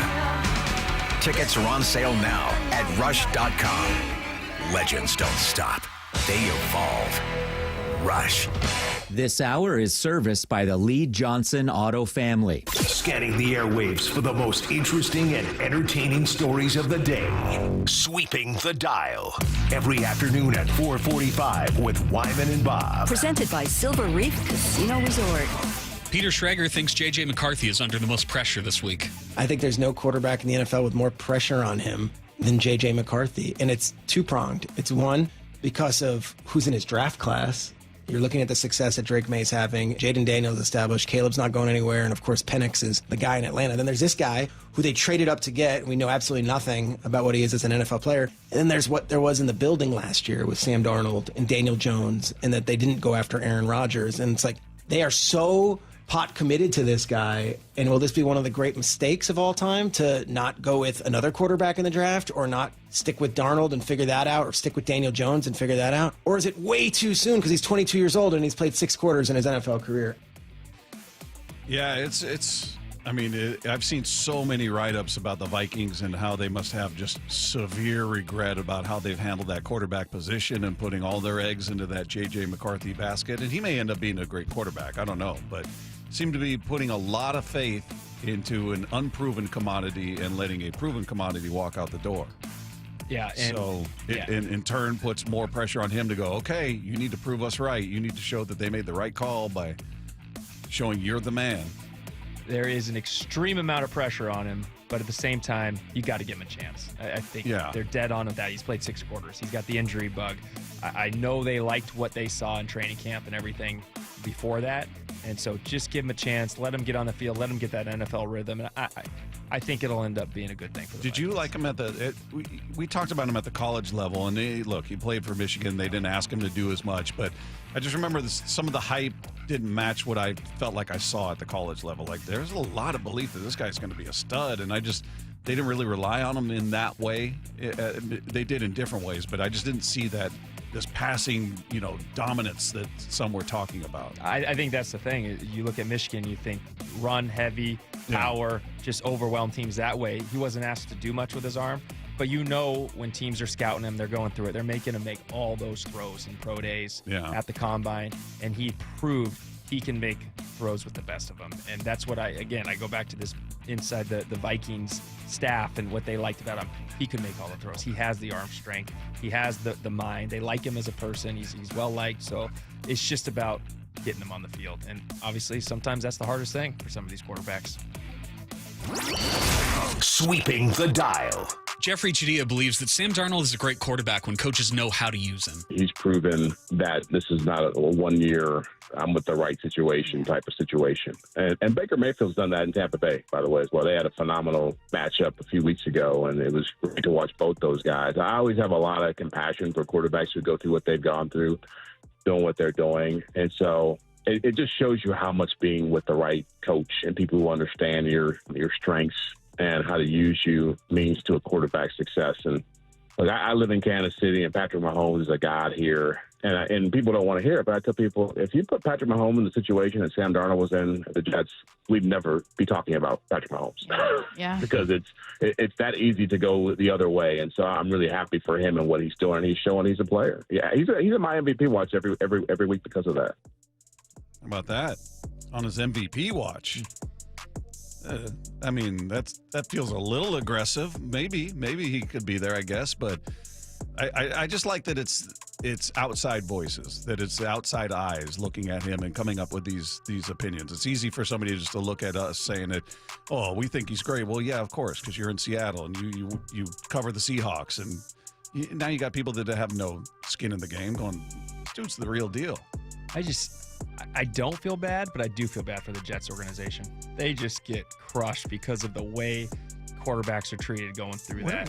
How do you chalk up, I mean, the fact that it doesn't matter who it is, whether it's Geno Smith, who was a second-round pick there, whether it's, Sam Darnold, whether whoever, Justin Fields, it feels like that's where quarterbacks go. Aaron Rodgers, he hates the Jets now. Nobody succeeds there. I think it's the spotlight, the media in New York. I think it's that. I think it's just tough for a young, especially a young quarterback. Aaron Rodgers, he was coming off the Achilles. I don't think he was his Aaron Rodgers self, obviously getting older.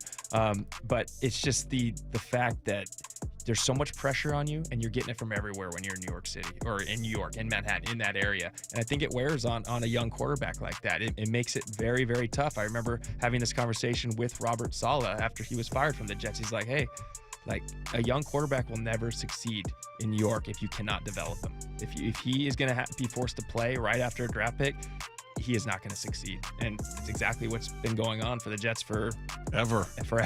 Yeah, Zach Wilson out there. Yeah, just everybody goes out there and just flops. And some, Geno and Darnold to this point are two that have resurrected their careers and shown, yeah, that wasn't me. Yep. Here I am. And it's about the situation. I think he hit it on the head. It's just how do you use these quarterbacks as well? And Sam Darnold is getting used perfectly right now. He's not asked to throw 40, 50 times a game, but he's asked to manage this thing. He's asked to run some play actions, hand the ball off quite a bit, and then make these throws when it counts. And it's just been so fun to watch. Sweeping the dial. During the fifth inning in Game 5 of the World Series, foul ball hit a Dodgers fan in the front row, and Buck Martinez didn't seem all that concerned about it. Looks like somebody might have gotten hit with that foul ball. That's Mary Hart right there, who's a constant visitor here at Dodger Stadium watching these Dodgers play. Yep, and they are tending to whomever it is sitting beside her, but it looks like as the play resumes, seeing some smiles, and that's good news, and the seat's right behind the plate. Hopefully, whoever it is okay. Should have brought your glove. Dang. Wow, not a lot of empathy there from Buck Martinez. Should have brought a glove. Your own fault, dummy. Yeah, I think about that all the time going to games. What am I going to do if a foul ball comes at me? Am I going to use my hat? Am I going to try to barehand this thing? Look like Depends a fool? on how close you are, right? And you got to make that decision so fast too. That's gonna. What would you do? If something tells me I would try to barehand it and immediately regret that. Yeah. All the spin on the ball, probably spin off my hand. I get booed. Hands throbbing. You're on a bad idea. That would be my least favorite thing is someone booing me for dropping the ball. That would just be, maybe I just jump out of the way. I don't know. They'd start taking shots at your football career and talking about drop passes there. Yeah. No, that would be a bad scene. Bad scene. All right, coming up, it's the scariest part of the week as Matt sees it. We're going to read your mean text. You still have a few minutes at 866-979-3776. Mean text coming your way. It's Wyman and Bob with Brian Walters in Seattle Sports on 710. Every morning at 7:45, Brock Ewart tackles 3 football questions as only he can. Well, as you start gearing up for the trade deadline, Brock, salary cap space probably looks awfully important. Where do the Seahawks Sure rank? does. Yeah, they are in the top 10. It looks like the Seahawks are 8th in the league. If they want to make a move, there really should not be a contract that for this season they can't inherit. They got $20 million in cap space. Catch every Blue 88 on the Seattle Sports app. I know a lot of you guys are listening from your phones right now, so it's the perfect time to give a shout out to my friends over at AT&T. The other guys will make claims saying this and that about how great their network is, and I'm just here to set the record straight that AT&T is America's fastest and most reliable wireless network. I don't know about you guys, but it just gives me so much peace of mind when I'm going to do the things I love, and I know my wireless network's got me. Like if I'm going to a concert or a basketball game or even something outdoorsy, knowing I'm going to have fast service and can share what I'm up to is a game changer. You want to know you can post what you want to post, call who you want to call, and with AT&T, it literally doesn't matter where you're going. I promise you, they're already there. Don't just take it from me. Actual tests prove AT&T is America's fastest and most reliable wireless network. When you compare, there is no comparison. Based on Root Metrics' United States Root Score Report, 1H 2025 tested with best commercially available smartphones on 3 national mobile networks across all available network types. Your experiences may vary. Root Metrics rankings are not an endorsement of AT&T. At Bible Law Group, our team reflects the same lessons learned by our founder, James Bible, while playing for legendary Husky coach Don James. Coach James always said it's amazing what gets done when nobody claims credit. That's the philosophy we carry into every case, because your victory is what matters at Bible Law Group. When your legal problems hit biblical levels and you feel like you're stuck in a lion's den of litigation, you need a legal team that won't back down. At Bible Law, we've secured over $40 million in settlements for our clients, and we're ready to fight for you. Find us online at BibleLawGroup.com. University Reprographics reminds parents 460,000 children are reported missing in our country every year. Please plan with your kids a safe, visible route to and from activities with at least one friend. Coach your kids to stay alert and be aware of their surroundings, and caution your children to never accept gifts or rides from strangers. Best wishes to all our kids from the entire team at University Reprographics. Family owned since 1973. Online at universityrepro.com. Workdays can be unpredictable, but your workwear shouldn't be. With the Cintas Apparel Plus program, you'll have freshly laundered garments for everyone on your team delivered every week. Cintas has workwear for just about any job imaginable, with high-performance fabrics and an uncompromising fit that stretches and moves with you. Don't leave looking and feeling good to chance. Visit Cintas.com. Oh, I'm ready! And get ready for the workday. No, it's not too soon to start holiday shopping. Ulta Beauty's early Black Friday event is happening now through November 22nd. Shop $10 beauty minis from brands like MAC and Too Faced. Take 30% off Lancome and Touchland fragrances and body mists. With new offers dropping every week, our associates can help you find the perfect gifts. Head into Ulta Beauty today to shop our early Black Friday event. Ulta Beauty. Gifting happens here. Bonneville International radio station contests are open to participants 18 years of age or older that are residents of Washington State unless otherwise specified. Employees or agents of the station, Bonneville International Corporation, other area radio stations, or any entity associated with the contests are not eligible to win unless the station otherwise specifies at its own discretion. Persons who have won in the last 60 days from a station contest or event may not be eligible. Full general contest rules are available on seattlesports.com or in person at the station during regular business hours. Want more Seahawks content? Join me, G. Scott, on The Reset. New episodes of the podcast every Monday and Thursday on YouTube or on the Seattle Sports app. You're listening to Leaf Filter Radio, and the guru of gutter protection himself, Chris Coonahan, is here to take your most pressing leaf-related questions. Hey, everybody, Chris here. I understand we have Ron on the line. Ron, where are you calling from? Uh-oh. Ron, are you calling from a ladder? Well, I was. I wanted to ask Chris what I need to do to get my gutters ready to have leaf filter installed. Oh, Ron, you don't have to do anything. A Leaf Filter Trusted Pro will come out and clean out your gutters, realign and seal your gutters, and install Leaf Filter, America's #1 gutter protection system. So I didn't need to get on this ladder? Ron, Leaf Filter Trusted Pros are in your neighborhood and ready to help. Just visit leaffilter.com/deal to schedule your free gutter inspection and get up to 30% off. Thank goodness. What was that site? To get this special radio offer, go to leaffilter.com/deal for your free gutter inspection today and get up to 30% off. That's leaffilter.com/deal for up to 30% off. leaffilter.com/deal. See representative for warranty details. Running a business means wearing multiple hats. So if you're like me, you probably started out using your personal phone, taking client calls and texts nonstop. As my business grew, I needed something smarter. That's when I switched to Quo, the #1 business phone system.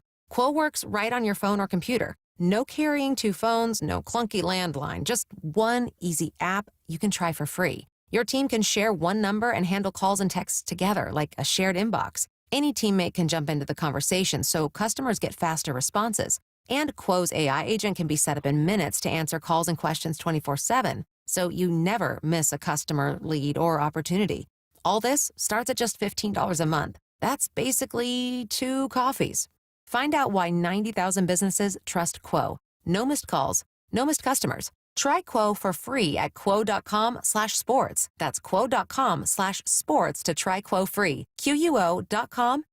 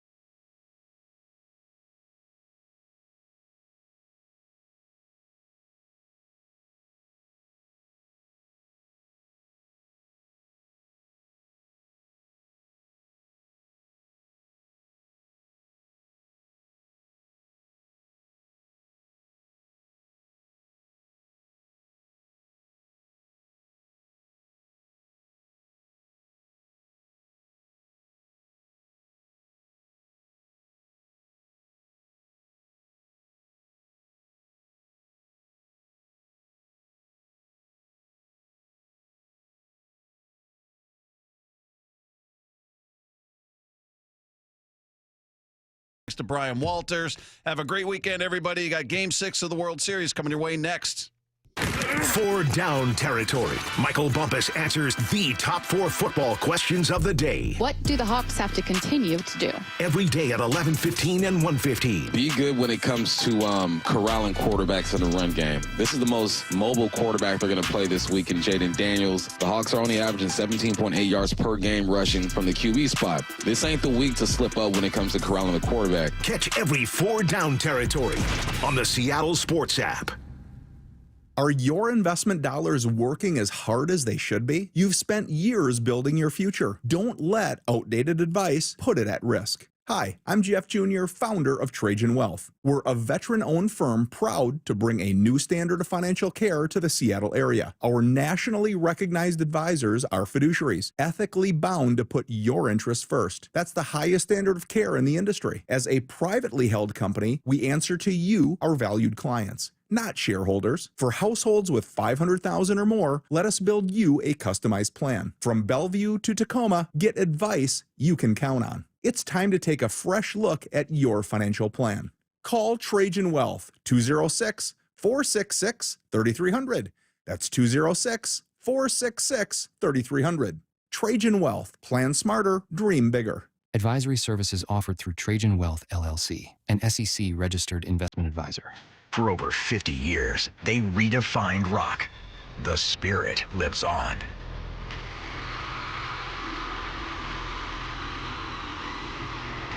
Geddy Lee and Alex Lifeson celebrate 50 years of Rush 50-something tour, October 10th and October 12th, Climate Pledge Arena.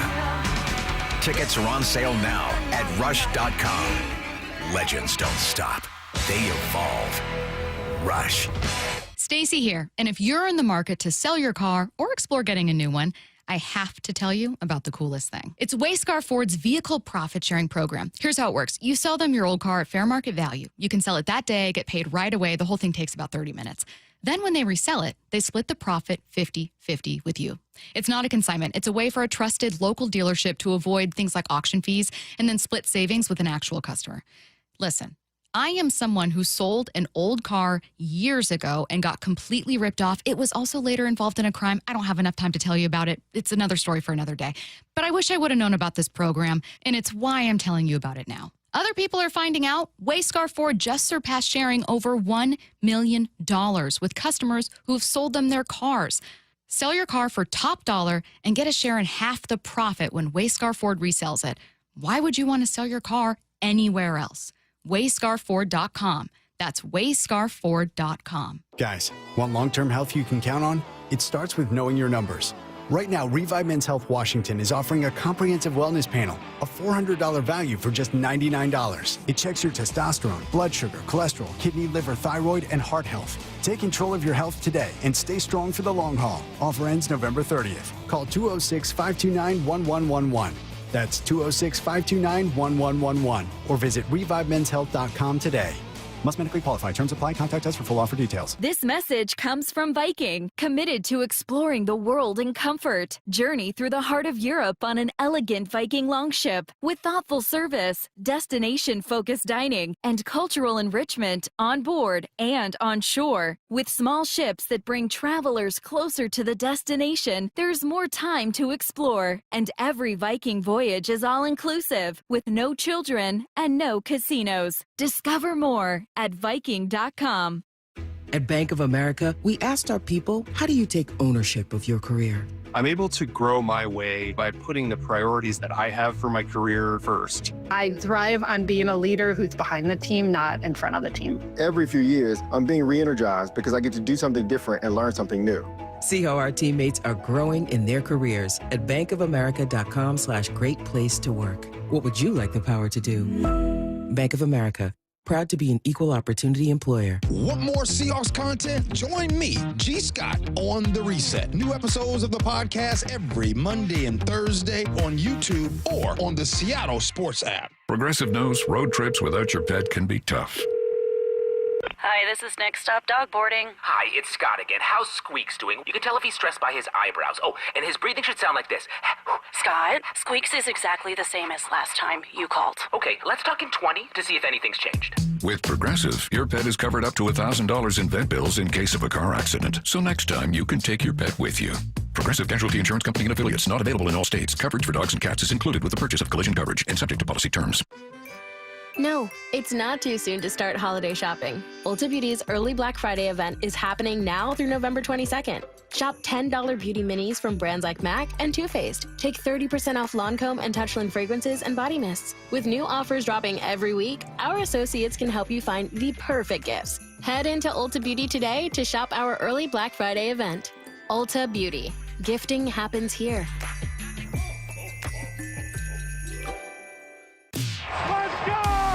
This is Seattle Sports. Streaming through the Seattle Sports app. KIRO AM Seattle. KIRO FM HD2 Tacoma. Home of the Seahawks, Mariners, and everything Seattle sports. We now join the MLB playoffs already in progress on Seattle Sports. Bonus bets when you bet $10. Sign up with promo code USL to get started. Must be 21 plus. Gambling problem? Call 1-800-GAMBLER. Terms and conditions apply. See app for details. Offer not available in New York. Empower. Jen has ordered a decadent seafood tower, king crab legs, lobster tails, and a waterfall of caviar. Pricey? You bet. But Jen worked with Empower on her savings and investment strategy and planned for splurges like these. She got good at money, so she can be a little bad. Ooh, champagne. Empower. Invest well, live a little. Start today at empower.com. Past performance is not indicative of future returns. Investing involves risk. You may lose money. Advisory services are provided for a fee by Empower Advisory Group, LLC, EAG, a registered investment advisor with the Securities and Exchange Commission. OMG, those shrimps are really jumbo. Okay, I have to tell you, I was just looking on eBay where I go for all kinds of things I love, and there it was. That hologram trading card. One of the rarest, the last one I needed for my set. Shiny like the designer handbag of my dreams. One of a kind. eBay had it, and now everyone's asking, ooh, where'd you get your windshield wipers? eBay has all the parts that fit my car. No more annoying, just beautiful. Millions of finds, each with a story. eBay. Things people love. Confidence is knowing you're ready to handle whatever comes your way. That's what it feels like to take on your workday with Cintas. They make sure your AEDs are up to date, your fire extinguishers are tested and inspected, your floor mats are cleaned and delivered, and your workwear looks good, feels good, and is freshly laundered with a Cintas Apparel Plus program. So are you ready to take on today?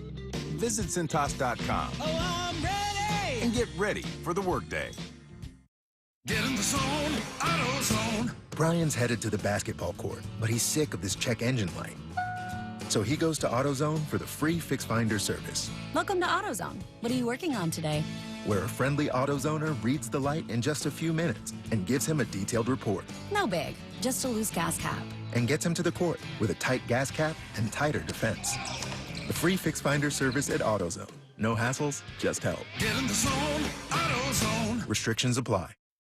I'm Jon Morgan of Morgan & Morgan. Why should you hire America's largest injury law firm for your case? There's lots of reasons. Just like there's a reason millions of people called us last year in their time of need.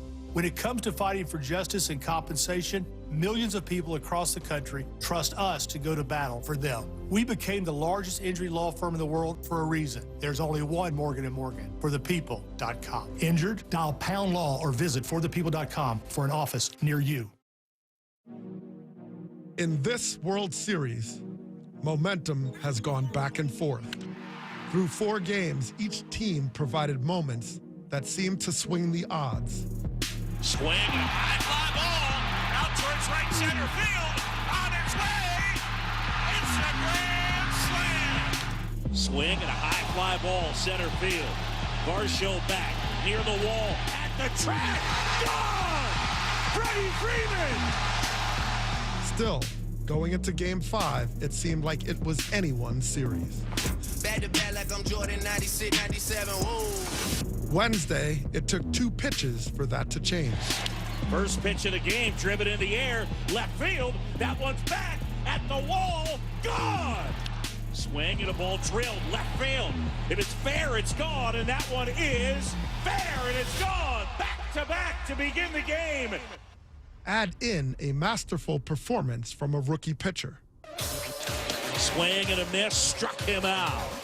Freddie Freeman down on strikes. Savage has struck out a dozen here tonight. Now it's the defending champs with their backs against the wall. One last chance for the Dodger bats to come alive. Swing and a drive. Left field, way back, and gone! Shohei Ohtani on display. And LA's most valuable arm